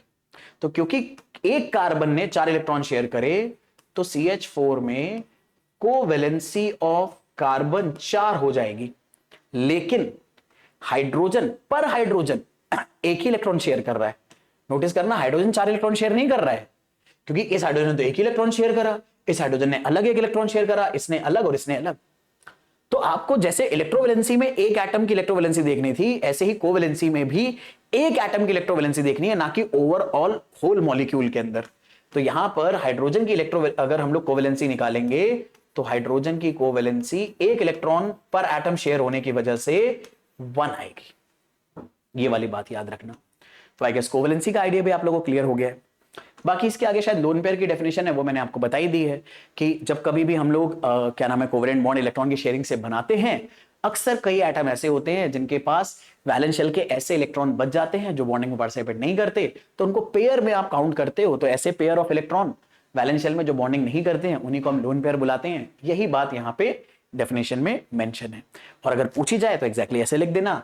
क्लासिकल एग्जांपल में वाटर आ जाएगा, ऑक्सीजन के पास 2 लोन पेयर आते हैं, या फिर अमोनिया में नाइट्रोजन के पास 1 लोन पेयर आता है। लगे हाथ अमोनिया का स्ट्रक्चर भी सीख लेते हैं कि मान लो अगर मुझे अमोनिया का इलेक्ट्रॉन डॉट स्ट्रक्चर बनाने को बोला जाए तो कैसे बनाएंगे। अब अमोनिया का फॉर्मूला याद रखना NH3 है। तो नाइट्रोजन का सबसे पहले अगर आपको लुईस सिंबल ना याद हो तो बना लो कि भाई इसके वैलेंस शेल में 5 इलेक्ट्रॉन आएंगे, और अगर वैलेंस शेल में 5 इलेक्ट्रॉन आए तो इसे ऑक्टेट कंप्लीट करने के लिए 3 इलेक्ट्रॉन चाहिए। और क्योंकि नाइट्रोजन भी नॉन मेटल है, हाइड्रोजन भी नॉन मेटल है, तो इलेक्ट्रॉन शेयर ही हो सकता है। नॉन मेटल के बीच में इलेक्ट्रॉन शेयर ही होगा, आयनिक बॉन्ड कभी बनी गई। तो आप क्या करोगे, नाइट्रोजन को 3 इलेक्ट्रॉन की रिक्वायरमेंट और 3 हाइड्रोजन अवेलेबल है, तो आप 3 इलेक्ट्रॉन अलग अलग डायरेक्शन में दिखा दो, और 5 इलेक्ट्रॉन है 2 अलग दिखा दो।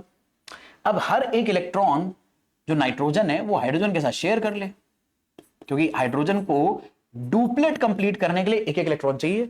इस हाइड्रोजन के पास अपना एक इलेक्ट्रॉन है, नाइट्रोजन से अगर ये एक और ले ले तो हाइड्रोजन का डुप्लेट कंप्लीट। सिमिलरली ये वाला हाइड्रोजन डुप्लेट कंप्लीट कर लेगा, ये वाला हाइड्रोजन भी डुप्लेट कंप्लीट कर लेगा। और नाइट्रोजन ने अगर 3 अलग अलग हाइड्रोजन के साथ एक एक इलेक्ट्रॉन अपना शेयर करा है, तो ये नाइट्रोजन इन तीनों के इलेक्ट्रॉन भी शेयर कर लेगा म्यूचुअली। जैसे अगर आप लंच एक से ज्यादा फ्रेंड के साथ अगर शेयर करते हो, तो भाई आप उनसे भी तो शेयर लेते हो ना। आप अपनी क्या नाम है, अगर अपना पास्ता 2 अलग अलग फ्रेंड्स को दे रहे हो, तो हो सकता है एक से आलू का पराठा और एक से सैंडविच आप ले सकते हो ना। वैसे ही हो रहा है कि नाइट्रोजन ने एक इलेक्ट्रॉन इस हाइड्रोजन को दिया, एक इसको और एक इसको, तो जब लेने का नंबर आया तो इन तीनों से एक एक इलेक्ट्रॉन शेयर कर ले रहा है। और देखो, तो नाइट्रोजन ने यहां पर भी एक इलेक्ट्रॉन की शेयरिंग करी इस हाइड्रोजन के साथ, तो बॉन्ड अगर बनाओगे तो यहां पर हाइड्रोजन के साथ एक बॉन्ड बनेगा, यहां पर 2 इलेक्ट्रॉन की शेयरिंग हुई है, 2 इलेक्ट्रॉन की शेयरिंग से एक बॉन्ड बनेगा, 2 इलेक्ट्रॉन की शेयरिंग से एक बॉन्ड बनेगा, 2 इलेक्ट्रॉन की शेयरिंग से एक बॉन्ड बनेगा। ऐसे यहां पर 2 इलेक्ट्रॉन की शेयरिंग से एक बॉन्ड बन जाएगा, और यहां पर नाइट्रोजन के पास क्या आ जाएगा, एक लोन पेयर। तो इसीलिए अमोनिया में नाइट्रोजन के पास एक लोन पेयर है, जो ऐसे डिनोट करा जाता है। ये आप क्लास 11 12 में पढ़ोगे, किस तरह से भी आप स्ट्रक्चर बना पाते हो, वैसे आप नॉर्मली अभी ऐसे ही बनाओगे। ठीक है, चले, तो हमें लोन पेयर का आइडिया पता चल गया। अब ना ये थोड़ा सा एक्स्ट्रा टर्म है कि हमारे जो कोवेलेंट कंपाउंड होते हैं 2 टाइप के होते हैं, पोलर और एक नॉन पोलर।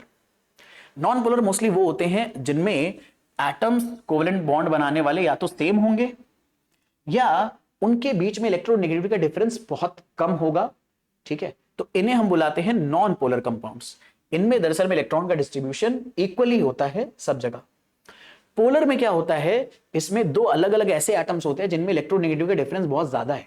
जैसे वाटर में हाइड्रोजन ऑक्सीजन के बीच में इलेक्ट्रोनेगेटिव का डिफरेंस बहुत ज्यादा होता है, अमोनिया में नाइट्रोजन हाइड्रोजन के बीच में इलेक्ट्रोनेगेटिव का डिफरेंस बहुत ज्यादा होता है, HCl में हाइड्रोजन क्लोरीन के बीच में इलेक्ट्रोनेगेटिव डिफरेंस बहुत ज्यादा होता है। तो अगर इलेक्ट्रोनेगेटिव का डिफरेंस बहुत ज्यादा होता है, तो अक्सर ऐसे मॉलिक्यूल्स कोवेलेंट बॉन्ड बनाते टाइम पोलर हो जाते हैं। पोलर में इलेक्ट्रॉन का डिस्ट्रीब्यूशन बराबर नहीं होता। इसका मतलब क्या है, इसका मतलब वही इलेक्ट्रोनेगेटिव की डेफिनेशन से आ जाता है। फटाफट याद दिलाता हूं, जैसे HCl है, तो HCl में होता क्या है, हाइड्रोजन क्लोरीन एक एक इलेक्ट्रॉन शेयर करता है, पर क्योंकि क्लोरीन की इलेक्ट्रॉन नेगेटिविटी ज्यादा है हाइड्रोजन के कंपैरिजन में, तो ये जो बॉन्ड पेयर का इलेक्ट्रॉन है, ये दोनों एटम के बीच में रहने की बजाय क्लोरीन की तरफ शिफ्ट हो जाता है। तो यहां पर जो शेयर्ड इलेक्ट्रॉन है वो दरअसल में अनइक्वली डिस्ट्रीब्यूटेड है। वो क्लोरीन यानी इलेक्ट्रोनेगेटिव एटम के ज्यादा पास है, और अगर इलेक्ट्रॉन एटम के पास आ गया, जरा सोचो, इलेक्ट्रॉन अगर एटम के पास आ गया, ठीक है, तो इलेक्ट्रॉन होता है नेगेटिवली चार्ज, तो इस एटम पे आने लगेगा नेगेटिव चार्ज। बट इस क्लोरीन ने पूरा इलेक्ट्रॉन नहीं लिया है, बस अपनी तरफ हाइड्रोजन का इलेक्ट्रॉन बुलाया है। ठीक है, पूरा इलेक्ट्रॉन नहीं लिया। जैसे आपने दोस्त का टिफिन पूरा नहीं खाया होगा, ऐसे ही इस क्लोरीन ने पूरा दरअसल में इलेक्ट्रॉन नहीं बुलाया, बस अपनी तरफ खिसका लिया है। तो इसके ऊपर थोड़ा सा नेगेटिव सा चार्ज डेवलप हो जाएगा, इसे बुलाते हैं पार्शियल नेगेटिव, और इसके ऊपर पार्शियल पॉजिटिव। तो 2 अलग अलग पोल के चार्ज डेवलप हो जाने की वजह से इन कंपाउंड्स को पोलर कंपाउंड बुलाया जाता है। आप चाहो तो अभी के लिए सिंपलिसिटी के लिए सिर्फ नेगेटिव और पॉजिटिव भी लिख सकते हो, हालांकि ये पार्शियल नेगेटिव पार्शियल पॉजिटिव होता है। मतलब पार्शियल नेगेटिव पार्शियल पॉजिटिव का मतलब क्या है कि दरअसल में ना, अगर एक इलेक्ट्रॉन पूरा कोई चीज गेन कर लेता तो उसके ऊपर पूरा -1 आता। यानी अगर मैं यहां पर सिर्फ माइनस लिख रहा हूं, इसका मतलब ये होना चाहिए कि क्लोरीन ने पूरा इलेक्ट्रॉन गेन कर लिया। तो ऐसा तो है नहीं, उसने बस शेयरिंग में थोड़ा सा अपनी तरफ खींच लिया है। यानी अगर आपका फ्रेंड आपके साथ आलू का पराठा शेयर कर रहा था, तो आपने आधा लेने की बजाय ज्यादा हिस्सा अपनी तरफ ले लिया, लेकिन इसका यह मतलब थोड़ी कि आपने उसका पूरा पराठा ले लिया। वही ऐसा हुआ है कि इस क्लोरीन ने हाइड्रोजन के इलेक्ट्रॉन को अपनी तरफ ज्यादा शिफ्ट कर लिया है। अब ये इलेक्ट्रॉन जो हाइड्रोजन का था वो हाइड्रोजन के ऑर्बिट में कम है, क्लोरीन के ऑर्बिट में ज्यादा है। ठीक है, बिल्कुल वैसे जैसे पराठे वाला एग्जांपल कि आपने अपने फ्रेंड का आलू का पराठा थोड़ा ज्यादा तोड़ लिया आधे की बजाय। ठीक है, और अगर आधा आधा तोड़ते तो वहां पर नॉन पोलर कोवेलेंट, यानी यहां पर अगर इक्वल शेयरिंग होती तो नॉन पोलर कंपाउंड बनते, अनइक्वल शेयरिंग हुई तो पोलर कंपाउंड्स बनेंगे। ये कहने का मतलब है। इनके यही क्लासिकल एग्जांपल, इन्हें आप याद रखना। बाकी इसमें सबसे इंपॉर्टेंट बात आती है कोवेलेंट बॉन्ड बनाने के लिए हमारे लिए क्या कंडीशन रिक्वायर्ड होती है। तो आयनेशन पोटेंशियल, इलेक्ट्रॉन एफिनिटी और इलेक्ट्रोनेगेटिविटी, ये सब हाई होनी चाहिए। ये सब हाई होनी चाहिए, क्योंकि आयनेशन एनर्जी किसकी ज्यादा होती है, नॉन मेटल्स की। इलेक्ट्रॉन एफिनिटी किसकी ज्यादा होती है, नॉन मेटल्स की। इलेक्ट्रोनेगेटिविटी किसकी ज्यादा होती है, नॉन मेटल्स की। तो ये बातें तीनों ये बोल रही हैं कि भैया हमारे एलिमेंट्स जो आयनिक कोवेलेंट बॉन्ड बनाने वाले होने चाहिए, ये दरअसल में कैसे होने चाहिए, नॉन मेटल्स होने चाहिए। That's all. अब ये कभी कभी पूछ लेते हैं, इसलिए आपको ये डेटा याद होना चाहिए। बाकी इलेक्ट्रोनेगेटिविटी डिफरेंस दरअसल में नेग्लिजिबल होना चाहिए। अगर इलेक्ट्रोनेगेटिव डिफरेंस नेग्लिजिबल है तो इलेक्ट्रॉन का ट्रांसफर इजी नहीं होगा, बल्कि इलेक्ट्रॉन की शेयरिंग इजी होगी। इसीलिए एटम्स जिनकी इलेक्ट्रोनेगेटिव डिफरेंस बहुत कम होता है, आयनिक बॉन्ड बनाने की बजाय क्या बनाना पसंद करते हैं, कोवेलेंट बॉन्ड बनाना पसंद करते हैं। ठीक है। अच्छा, अब यहां पर कंफ्यूज मत हो जाना कि अरे सर अभी तो आप बोल रहे थे यहां इलेक्ट्रोनेगेटिव डिफरेंस ज्यादा होना चाहिए। नहीं नहीं, ज्यादा होगा, ठीक है, वो पोलर नॉन पोलर बनाने के चक्कर में। लेकिन हाइड्रोजन भी नॉन मेटल है, क्लोरीन भी नॉन मेटल है। अगर ये नॉन मेटल हुए तो इनमें बनेगा क्या, कोवेलेंट बॉन्ड ही। उस कोवेलेंट बॉन्ड बनाने के दौरान अगर हम कंपेयर करें तो क्लोरीन की इलेक्ट्रोनेगेटिविटी ज्यादा है और हाइड्रोजन की कम, और इस वजह से इलेक्ट्रॉन इधर खिंचाया ज्यादा। ठीक है। यहीं पर अगर मेटल होता, मान लो सोडियम होता, तो इलेक्ट्रोनेगेटिव डिफरेंस इतना ज्यादा हो जाता कि वहां पर इलेक्ट्रॉन ट्रांसफर होना पसंद होता। ठीक है। और वैसे भी नॉन मेटल के बीच में इलेक्ट्रोवेलेंट बॉन्ड ही, मतलब इलेक्ट्रोवेलेंट बॉन्ड नहीं बनेगा, कोवेलेंट बॉन्ड ही बनेगा। ठीक है। तो कंडीशन आपको मैंने एक साथ बता दी। आयनेशन पोटेंशियल क्या नाम है, कोवेलेंट बॉन्ड बनाने के लिए ज्यादा होना चाहिए, इलेक्ट्रोनेगेटिविटी ज्यादा होनी चाहिए और इलेक्ट्रोनेगेटिविटी भी ज्यादा होनी चाहिए। ठीक है। चलिए अब देख लेते हैं आयनिक कंपाउंड और कोवेलेंट कंपाउंड में छोटे छोटे सिमिलैरिटी और डिफरेंसेस क्या क्या हैं हमारे पास, जिसमें सबसे पहला और सबसे इंपॉर्टेंट है मेरे बच्चे इफेक्ट ऑफ इलेक्ट्रिसिटी का। यानी अगर हम लोग आयनिक कंपाउंड के अंदर इलेक्ट्रिसिटी पास करें और कोवेलेंट कंपाउंड के अंदर इलेक्ट्रिसिटी पास करें तो हमें क्या इफेक्ट देखने को मिलता है। तो दरअसल में आयनिक कंपाउंड इलेक्ट्रिसिटी कंडक्ट कर सकते हैं अगर आप उन्हें पानी में डिसॉल्व करके रखो या आप उन्हें मोल्टन यानी लिक्विड स्टेट में रखो। क्योंकि जैसे ही आप आयनिक कंपाउंड को पानी में डालते हो ना, वो अपने आयंस में टूट जाता है। NaCl को पानी में डालो, Na+ अलग, Cl- अलग। MgO को पानी में डालो, Mg2+ अलग, O2- अलग। अगर आप NaCl को मेल्ट भी कर दोगे, मतलब पानी में नहीं डाल रहे हो, मेल्ट कर दे रहे हो, तो भी Na+ अलग, Cl- अलग हो जाता है।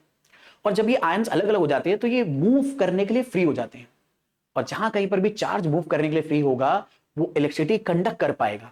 क्योंकि इलेक्ट्रिसिटी कंडक्ट करने की जो प्राइमरी रिक्वायरमेंट होती है वो होती है फ्री चार्ज। ठीक है। फ्री चार्ज का मतलब चार्ज मूव करने के लिए फ्री होना चाहिए। तो क्योंकि कोई भी आयनिक कंपाउंड वाटर में डालने पर अपने आयंस फ्री कर देता है मूव करने के लिए, या मेल्ट करने पर अपने आयंस फ्री कर देता है मूव करने के लिए, इसीलिए आयनिक कंपाउंड्स इलेक्ट्रिसिटी के गुड कंडक्टर होते हैं अपनी मोल्टेन स्टेट के अंदर, यानी फ्यूज स्टेट भी उसे बुलाते हैं, या एक्वस सॉल्यूशन के अंदर। पर वो सॉलिड अगर है, ये बड़ा इंपॉर्टेंट पॉइंट है, अगर आयनिक कंपाउंड सॉलिड है, जैसे घर में NaCl हमारे पास प्रेजेंट होता है, सॉल्ट, कॉमन सॉल्ट, अगर वो सॉलिड फॉर्म में है तो इलेक्ट्रिसिटी कंडक्ट नहीं करेगा। क्यों? क्योंकि सॉलिड फॉर्म में Na+ और Cl- इतना टाइटली बंधे होते हैं एक दूसरे के साथ कि ये मूव करने के लिए फ्री नहीं होते, और जब तक चार्ज मूव करने के लिए फ्री नहीं होगा तब तक इलेक्ट्रिसिटी कंडक्ट नहीं करेगा।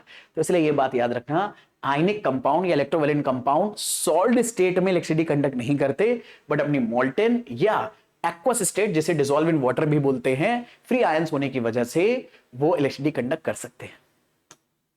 बाकी अगर बात करी जाए कोवेलेंट कंपाउंड्स के बारे में, तो जो नॉन पोलर कंपाउंड्स होते हैं वो कभी भी इलेक्ट्रिसिटी कंडक्ट नहीं करते, ना पानी में डिसॉल्व करने पर, ना अपनी मोल्टेन स्टेट में कभी नहीं करते। पोलर वाले ऑन अदर हैंड कभी कभी कर लेते हैं, बट क्योंकि आप पोलर कंपाउंड्स के बारे में अपने सिलेबस में बहुत कम पढ़ते हो, इसलिए बहुत सारी बुक्स जो क्लास 10th की मेंशन्ड हैं उनमें ये बात मेंशन होती है कि जो कोवेलेंट कंपाउंड्स हैं वो इलेक्ट्रिसिटी कंडक्ट नहीं करते हैं। कुछ एक्सेप्शन यहां पर याद रख लेना कौन कौन से हैं, जैसे भी जितने भी टाइप के एसिड हो गए, HCl, H2SO4, HNO3, ठीक है, ये कोवेलेंट कंपाउंड्स ही हैं, लेकिन पोलर होने की वजह से HCl को जब पानी में डालते हैं तो H+ अलग, Cl- अलग हो जाता है, और जब कभी भी कोई सब्सटेंस पानी में डालने पर अपने आयंस में टूट गया तो फ्री आयंस होने की वजह से वो इलेक्ट्रिसिटी कंडक्ट कर पाएगा। इसीलिए HCl, H2SO4 ये कुछ एग्जांपल्स हैं जो कोवेलेंट कंपाउंड्स होने के बावजूद भी इलेक्ट्रिसिटी कंडक्ट कर लेते हैं। लेकिन hydrogen, chlorine, oxygen, nitrogen, methane, C2H4, C2H6, ये सब इलेक्ट्रिसिटी कंडक्ट नहीं कर सकते।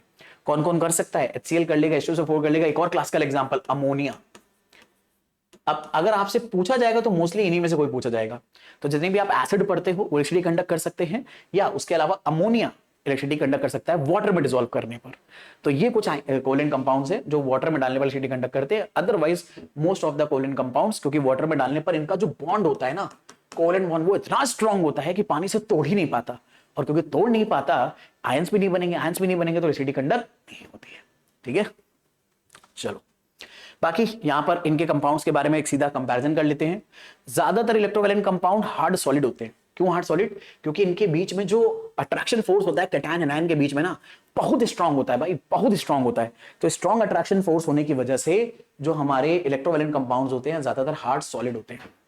साथ ही साथ क्योंकि इनके बीच में बॉन्ड बहुत स्ट्रांग है तो ये आसानी से इवेपोरेट नहीं हो सकते, इनका बॉइलिंग पॉइंट बहुत हाई होता है, इसलिए नॉन वोलेटाइल होते हैं। नॉन वोलेटाइल उन सब्सटेंस को बोला जाता है जो आसानी से इवेपोरेट नहीं होते। NaCl आसानी से इवेपोरेट नहीं होता तो इसलिए वो नॉन वोलेटाइल है। तो आयनिक कंपाउंड स्ट्रांग बॉन्ड की स्ट्रांग अट्रैक्शन फोर्स की वजह से नॉन वोलेटाइल होते हैं। स्ट्रांग अट्रैक्शन फोर्स की वजह से इनका बॉइलिंग और मेल्टिंग पॉइंट हाई होता है, पर अपने मोल्टन या एक्वस स्टेट में ये गुड कंडक्टर होते हैं और आयनिक कंपाउंड में 3D पास करोगे तो आयंस बना लेते हैं।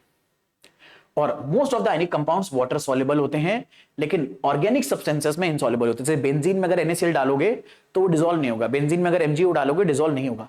तो ऑर्गेनिक सब्सटेंसेस के अंदर या ऑर्गेनिक सॉल्वेंट्स के अंदर जो हमारे इलेक्ट्रोवैलेंट या आयनिक कंपाउंड होते हैं सॉल्युबल नहीं होते, इनसॉल्युबल होते हैं। और ये पानी के सोल्यूशन के अंदर बहुत रैपिड रिएक्शन देते हैं, चटापट चटापट।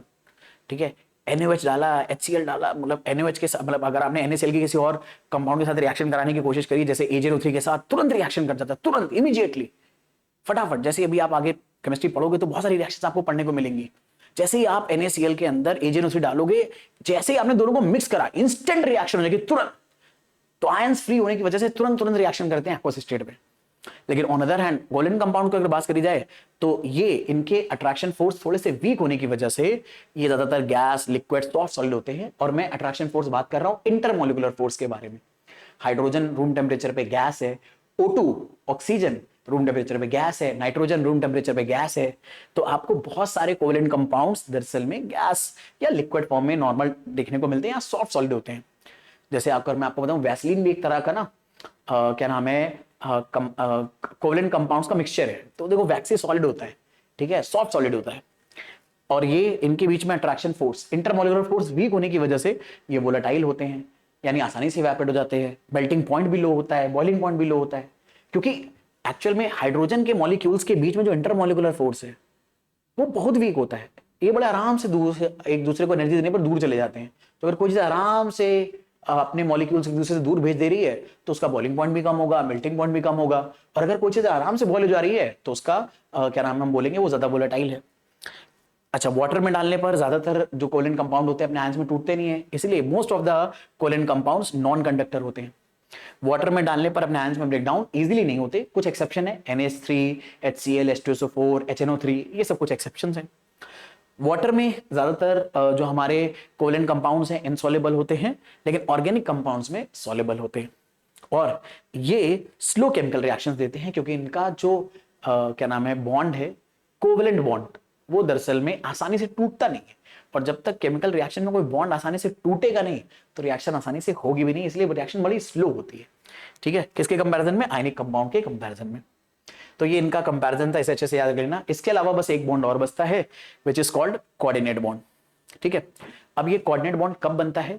कई बार हम केमिस्ट्री में ऐसे, जैसे हमारे सिलेबस में अमोनियम और हाइड्रोनियम आयन है, ऐसे आयंस देखते हैं, ऐसे कंपाउंड्स देखते हैं जिनमें सिर्फ इलेक्ट्रॉन की म्यूचुअल शेयरिंग से हर एटम का ऑक्टेट कंप्लीट नहीं हो पाता।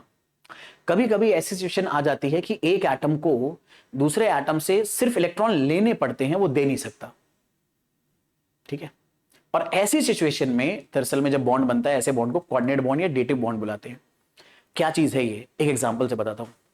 मान लो, फर्ज करो तुम आज कल स्कूल गए और जल्दी जल्दी में तुम अपना लंच, मम्मी ने जो पैक करा था, वो ले जाना भूल गए, और तुम्हारा फ्रेंड इत्तेफाकन लंच थोड़ा ज्यादा ले आया, मतलब जितना उसको भूख लगती है उसके कंपैरिजन में वो ज्यादा ले आया। नॉर्मली वो दो सैंडविच खाता है, उस दिन वो 4 सैंडविच ले आया। तो होगा क्या? जब वो 2 सैंडविच खा लेगा, उसका पेट भर जाएगा, वो देखेगा यार तू खाना नहीं लाया है। ठीक है, और पक्का दोस्त है यार, भूखा कैसे देख सकता है तेरे को? तो क्या करेगा? जो एक्स्ट्रा सैंडविच बची है, अब वो बस एक्स्ट्रा खाएगा फालतू में, ठीक है, टेस्ट की वजह से, क्योंकि पेट उसका भर चुका है। तो अब ये एक्स्ट्रा सैंडविच उम्मीद है कि वो तेरे साथ शेयर कर लेगा, और अब तेरे पास तो शेयर करने के लिए कुछ है ही नहीं ना, क्योंकि तू तो टिफिन लाए नहीं। तो अब यहां पर शेयरिंग बस वन साइडेड हो रही है कि तुझे तेरा दोस्त बस खाना देर, मतलब लंच तेरे साथ शेयर कर रहा है कि भैया मेरे पास एक्स्ट्रा सैंडविच बची है, तू खाना नहीं लाया, ये ले भाई तू खा बिंदास, क्योंकि मैं तो अपना पेट भर चुका हूं। कई बार कंपाउंड्स के अंदर भी ऐसी कंडीशन आती है कि कई एटम्स पहले ही दूसरे एटम के साथ ना इलेक्ट्रॉन शेयर करके बॉन्ड बना लेते हैं पूरा, और अपने ऑक्टेट वॉक्टेट एकदम चौड़े से कंप्लीट कर लेते हैं। लेकिन उनके आसपास अचानक से कोई ऐसा एटम आ जाता है जिस इलेक्ट्रॉन की रिक्वायरमेंट है, सिर्फ इलेक्ट्रॉन चाहिए, वो दे नहीं सकता, और जैसे तुम्हारे वाले केस में तुम अपना टिफिन शेयर नहीं कर सकते क्योंकि तुम लाई नहीं, ऐसे ही कई एटम्स ऐसे होते हैं जो इलेक्ट्रॉन शेयर करने के लिए दे नहीं सकते, बस वो ले सकते हैं। और इस सिचुएशन में जब किसी एक एटम का ऑक्टेट कंप्लीट हो जाता है बट फिर भी उसके पास इलेक्ट्रॉन बचते हैं, तो अक्सर ये अपने इलेक्ट्रॉन दूसरे को दे देते हैं। और ऐसी सिचुएशन में जो बॉन्ड बनता है उसे बुलाते हैं कोऑर्डिनेट या डेटिव बॉन्ड। और अपने सिलेबस में 2 ही क्लासिकल एग्जांपल हैं इसके, अमोनियम आयन और हाइड्रोनियम आयन। इन्हीं के बारे में अपने को पढ़ना है। तो आओ डिस्कस करते हैं इनके इलेक्ट्रॉन डॉट स्ट्रक्चर। और मैं आपको बता दूं ये दोनों बीएमआई की कैटेगरी के अंदर आएंगे, बहुत चांस है कि ये आपसे पूछ लिया जाए बनाने को। तो अमोनियम आयन दरअसल में अमोनिया में H+ जोड़ने पर बनता है। तो अब इनको हम एक साथ बनाना है, तो कैसे बनाएंगे? अमोनिया अपने को बनाना आता है, ठीक है। अमोनिया में मेरे बच्चे क्या होता है, नाइट्रोजन अपने 5 में से, भाई नाइट्रोजन के पास हमें पता है 5 इलेक्ट्रॉन थे वैलेंस शेल में, तो लुईस सिंबल बनाया तो 5 इलेक्ट्रॉन बना दिए। तो 5 में से ये 3 इलेक्ट्रॉन हाइड्रोजन के साथ एक एक करके शेयर कर लेता है ताकि हाइड्रोजन अपना डुप्लेट कंप्लीट कर ले मस्ती से, मजे से। और नाइट्रोजन अब अपने 3 इलेक्ट्रॉन शेयर कर दे, 3 इनसे भी ले लेगा और अपना ऑक्टेट कंप्लीट कर लेगा। थोड़ा ढंग से बना लेते हैं, दिखने में थोड़ा अच्छा लगना चाहिए ना, ये ऐसे बढ़ गया। तो नाइट्रोजन का अगर तुम शेल देखो, अगर मैं इनको हटा दूं अभी, सिर्फ फोकस इस पे करवाऊं, तो नाइट्रोजन के शेल में 8 इलेक्ट्रॉन आ गए, 2 इधर, 3 4 5 6 7 8। बाकी हर हाइड्रोजन का डुप्लेट कंप्लीट हो जाएगा। ये लो 2 कंप्लीट। ध्यान से वहां तक आप ऑर्बिट बनाओगे जब तक दूसरा इलेक्ट्रॉन इसके अंदर आना जाए। इस हाइड्रोजन का ये इलेक्ट्रॉन अपना है, ये वाला और लेना चाहता है, तो आप प्लान करके यहां तक ऑर्बिट बनाओगे। पर हमारे पास फॉर्मूले में तो एक और H है और एक प्लस है। प्लस का मतलब क्या? हाइड्रोजन का हमने जबरदस्ती एक इलेक्ट्रॉन निकाल दिया है। अब यार वही वाली बात हो गई, हाइड्रोजन का अगर जबरदस्ती इलेक्ट्रॉन निकाल दिया तो एक ही इलेक्ट्रॉन था वो निकल गया, तो इसके पास कुछ देने के लिए बचा ही नहीं। और अगर इस हाइड्रोजन को अपना डुप्लेट कंप्लीट करना है तो 2 इलेक्ट्रॉन चाहिए। और नोटिस करो नाइट्रोजन ऑक्टेट कंप्लीट करने के बावजूद भी एक लोन पेयर रखे हुए, 2 इलेक्ट्रॉन एक्स्ट्रा है। बिल्कुल वैसे ही जैसे तुम्हारे फ्रेंड ने सैंडविचेस ज्यादा ले आई थी तो उसका पेट भर जाने के बाद भी सैंडविच बची हुई थी। नाइट्रोजन ने हाइड्रोजन के साथ 3 इलेक्ट्रॉन शेयर करके ऑक्टेट कंप्लीट करने के बाद भी 2 इलेक्ट्रॉन बचे हुए हैं जो बिना बॉन्ड के रखे हैं, लोन पेयर। और इस हाइड्रोजन को शेयर कर, इस हाइड्रोजन के पास शेयर करके कुछ है ही नहीं, इसे बस चाहिए। तो जैसे ही वो इसके पास गया, दोस्त है, तो इसने क्या करा, अपने ये दोनों इलेक्ट्रॉन इसको दे दिए, मतलब सिर्फ प्रोवाइड कर दिए। और इस वजह से ये जो बॉन्ड बनेगा यहां पर, जहां पर नाइट्रोजन ने बस इलेक्ट्रॉन दिए हैं और इस हाइड्रोजन ने बस इलेक्ट्रॉन लिए हैं, इस बॉन्ड को अपन कोऑर्डिनेट बॉन्ड बुलाते हैं। तो अगर आपको ऐसे एरो से नहीं दिखाना, पहले अगर आप सर्कल से दिखाना चाहते हो तो आप सर्कल से ऐसे दिखाओगे कि हाइड्रोजन बस ये वाले 2 इलेक्ट्रॉन ले लेगा। और मैंने प्लस क्यों हटा दिया, क्योंकि अक्सर में ये जो प्लस चार्ज है, जैसे यहाँ स्क्वायर ब्रैकेट के बाहर लगा है ना, ऐसे ही आप इस पूरे स्ट्रक्चर को बड़े से स्क्वायर ब्रैकेट में डाल दोगे और बाहर प्लस लगाओगे। तो ये बात समझ में आती है कि ये प्लस ना दरअसल में हाइड्रोजन के ऊपर ही है। लेकिन जब ये सब चीजें आपस में जुड़ जाती है ना, तो इनको एक यूनिट की तरह देखा जाता है, तो पूरा पॉजिटिव चार्ज इस यूनिट के ऊपर है। तो इस तरह से आप बनाते हो। बाकी इसका अगर बॉन्ड स्ट्रक्चर बनाएंगे तो कैसे बनाएंगे, तो ये इस नाइट्रोजन ने इस हाइड्रोजन के साथ एक एक इलेक्ट्रॉन शेयर करा है, म्यूचुअल शेयरिंग है, तो एक सिंगल बॉन्ड, नीचे भी एक सिंगल बॉन्ड, लेफ्ट में भी एक सिंगल बॉन्ड। बट ऊपर बस हाइड्रोजन ने इलेक्ट्रॉन नाइट्रोजन से लिया है, अपना दिया नहीं है। तो ये दिखाने के लिए कि नाइट्रोजन ने अपना इलेक्ट्रॉन दिया है, हम एरो शो करेंगे। एरो का मतलब होता है नाइट्रोजन ने अपना इलेक्ट्रॉन दिया पर हाइड्रोजन से लिया नहीं। और अगर बिना एरो के लाइन बनेगी तो इसका मतलब होता है दोनों ने एक एक इलेक्ट्रॉन की शेयरिंग करी है। तो ये वाला जो बॉन्ड है इसे बुलाते हैं कोऑर्डिनेट बॉन्ड या फिर डेटिव बॉन्ड। और मुझे उम्मीद है अब आपको शायद समझ में आ रहा होगा इसे डेटिव बॉन्ड क्यों बुला रहे हैं, क्योंकि यहां पर बस एक डोनर एटम है। तो यहां नाइट्रोजन को मेरे बच्चे अपन बुलाते हैं क्योंकि ये एटम डोनेट कर रहा है, डोनर एटम, और हाइड्रोजन एक्सेप्ट कर रहा है, तो ये एक्सेप्टर एटम होता है। और साथ ही साथ इस पूरे स्ट्रक्चर, अबे मेरे भाई क्या हो गया, इस पूरे स्ट्रक्चर पे अपन ऐसे डब्बा लगा के प्लस चार्ज और लिख देंगे। ठीक है, ये वाली बात याद रखना बस कि हमारा अमोनियम आयन का पूरा ठीक है स्ट्रक्चर हो गया। तो मुझे उम्मीद आ रहा है बनाना। ऐसे ही H3O+ का बना लेते हैं, इसे बुलाते हैं अमोनियम आयन, ऐसे ही H3O+ को बुलाते हैं हाइड्रोनियम आयन। ये यहाँ नाम मेंशन है, इनके नाम याद रखना, ये भी पूछे जाते हैं। ठीक है, आओ H3O+ बनाते हैं। तो H3O+ में ऑक्सीजन का अगर मैं इलेक्ट्रॉनिक कॉन्फ़िगरेशन लिखूं तो ऑक्सीजन के वैलेंस शेल में 8 इलेक्ट्रॉन होते हैं, 2,6 आ गया, और हाइड्रोजन के पास 1 आ गया। ठीक है, तो ऑक्सीजन को ऑक्टेट कंप्लीट करने के लिए 2 इलेक्ट्रॉन चाहिए। तो ऑक्सीजन भाई साहब क्या करते हैं, एक एक हाइड्रोजन के साथ एक एक इलेक्ट्रॉन शेयर कर लेते हैं और खुद अपने पास क्या रखते हैं, 2 लोन पेयर। ठीक है, देखो नोटिस करो, अब अगर ऑक्सीजन इन दोनों हाइड्रोजन से एक एक इलेक्ट्रॉन ले ले तो इसके शेल में कितने इलेक्ट्रॉन हो गए, 2 2 4 5 6 7 8, और बाकी हाइड्रोजन के डुप्लेट कंप्लीट हो जाएंगे। तो ये तो H2O हुआ, 2 हाइड्रोजन 1 ऑक्सीजन, बट अपने पास तो एक और हाइड्रोजन है और ऊपर से एक प्लस आना चाहिए, यानी उस हाइड्रोजन के पास इलेक्ट्रॉन की कमी है। अब इस हाइड्रोजन के पास इलेक्ट्रॉन की कमी का मतलब इसके पास इलेक्ट्रॉन देने के लिए है ही नहीं। तो अगर देने के लिए नहीं है बट इसे डुप्लेट कंप्लीट करना है तो ये बस 2 इलेक्ट्रॉन लेगा। इसके पास कुछ भी देने के लिए नहीं है भाई, कोई इलेक्ट्रॉन नहीं है, हमने किसी एनर्जी वगैरह देकर इसको इलेक्ट्रॉन डाल दिया। अब इसके पास कोई इलेक्ट्रॉन नहीं है देने के लिए, तो बस इलेक्ट्रॉन लेगा। और अब इस ऑक्सीजन के पास इलेक्ट्रॉन है और ये अपना ऑलरेडी ऑक्टेट कंप्लीट कर चुका है। तो याद रखना, कोऑर्डिनेट बॉन्ड कोई भी एटम तब बनाता है जब वो पहले अपना ऑक्टेट कंप्लीट कर ले और फिर भी उसके पास इलेक्ट्रॉन बचे हो। तो अपने ये 2 इलेक्ट्रॉन हाइड्रोजन के साथ शेयर कर लेगा। और नोटिस करना, ऑक्सीजन ने बस अपने इलेक्ट्रॉन दिए और हाइड्रोजन से लिए नहीं। तो इसलिए इस पर्टिकुलर बॉन्ड को, इस पर्टिकुलर शेयरिंग को डेटिव शेयरिंग या डेटिव बॉन्ड या कोऑर्डिनेट बॉन्ड बुलाते हैं। बाकी इसका बॉन्ड स्ट्रक्चर बनाओगे तो इस ऑक्सीजन का इस हाइड्रोजन के साथ सिंगल बॉन्ड बनेगा, इस हाइड्रोजन के साथ भी सिंगल बॉन्ड, लेकिन ऊपर वाले हाइड्रोजन को बस इसने इलेक्ट्रॉन दिए हैं तो एरो से शो करोगे। एरो का हेड एक्सेप्टर एटम की तरफ होता है और टेल डोनर एटम की तरफ होती है जो इलेक्ट्रॉन डोनेट कर रहा है। और पूरे के ऊपर कैसा चार्ज आ जाएगा, प्लस, इसे बुलाएंगे हाइड्रोनियम आयन। और अभी भी ऑक्सीजन के पास क्या बचा है, एक लोन पेयर। तो याद रखना, हाइड्रोनियम आयन में जो हमारा ऑक्सीजन उसके पास एक लोन पेयर बचा है, लेकिन अमोनियम आयन में कोई भी लोन पेयर नहीं बचा है। जो नाइट्रोजन के पास एक सिंगल लोन पेयर था वही उसने हाइड्रोजन H+ को पूरा का पूरा डोनेट कर दिया। तो इस तरह से कहानी होती है कोऑर्डिनेट बॉन्ड की। और कोऑर्डिनेट बॉन्ड के यही 2 एग्जांपल अपने सिलेबस में हैं। इनके बारे में डिटेल में वैसे आप क्लास 11 में पढ़ोगे ज़्यादा, लेकिन ये बेसिक इंट्रोडक्शन के लिए तुम्हें यहाँ पर क्लास 10 में पढ़ाया जाता है, और ताकि तुम्हें क्लास 11 थोड़ा सा स्मूथ लगे, आसान लगे। ठीक है, तो याद रखना कि कोऑर्डिनेट बॉन्ड को कोआयनिक बॉन्ड के नाम से भी बुला सकते हैं, क्योंकि इसमें कोऑर्डिनेट बॉन्ड में कोवेलेंट बॉन्ड और आयनिक बॉन्ड दोनों का कॉम्बिनेशन होता है, इसलिए इसे कोआयनिक बॉन्ड के नाम से भी जाना जाता है। ये बस एक इन्फॉर्मेशन है, ऐसा याद रखना।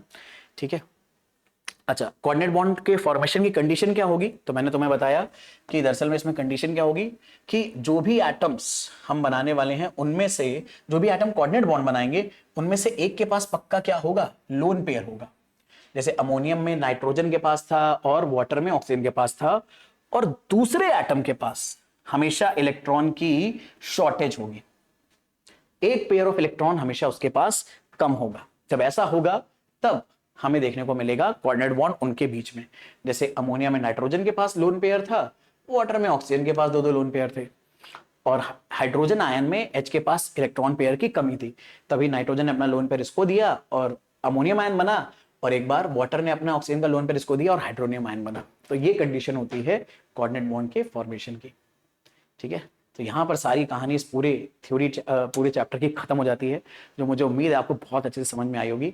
और क्योंकि हम लोग लगातार ये पूरी की पूरी सीरीज आपके एग्जाम तक कंटिन्यू करने वाले हैं, ताकि तुम अपने टॉप नॉच लेवल पर एकदम एग्जाम के लिए प्रिपरेशन कर पाओ। बोर्ड एग्जाम में फोड़ के मचाना है अपने को, 95 के प्लस लाना है।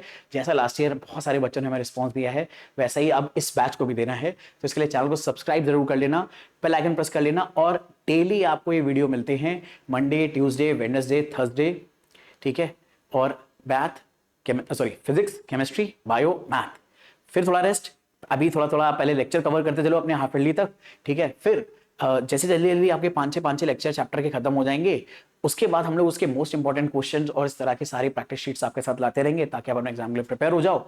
और क्योंकि यार अलग अलग स्कूल्स में ना बहुत सारे अलग अलग चैप्टर्स भी आ रहे हैं, तो यार अगर आपके स्कूल में कोई डिफरेंट चैप्टर आ रहा है, अभी तो हम वैसे एनसीईआरटी को जो ऑर्डर वाइज है सेलिना का, उसे फॉलो कर रहे हैं, फिजिक्स में भी, केमिस्ट्री में भी, मैथ में भी, बायो में भी। तो अगर कोई रैंडम चैप्टर आ रहा है, लेट्स से तुम्हारा 9 चैप्टर आ रहा है, अमोनिया पढ़ाया जा रहा है, तुमको कुछ और पढ़ाया जा रहा है, तो कमेंट सेक्शन में मेंशन कर दो, ताकि हमें पता चल सके। और अगर मेजॉरिटी को टॉपिक पढ़ना होगा, वो हम अलग से भी तुम्हारे लिए रिकॉर्ड कर देंगे, ताकि तुम अपने टेस्ट के लिए पूरा प्रिपेयर रहो, कोई कमी न रहे।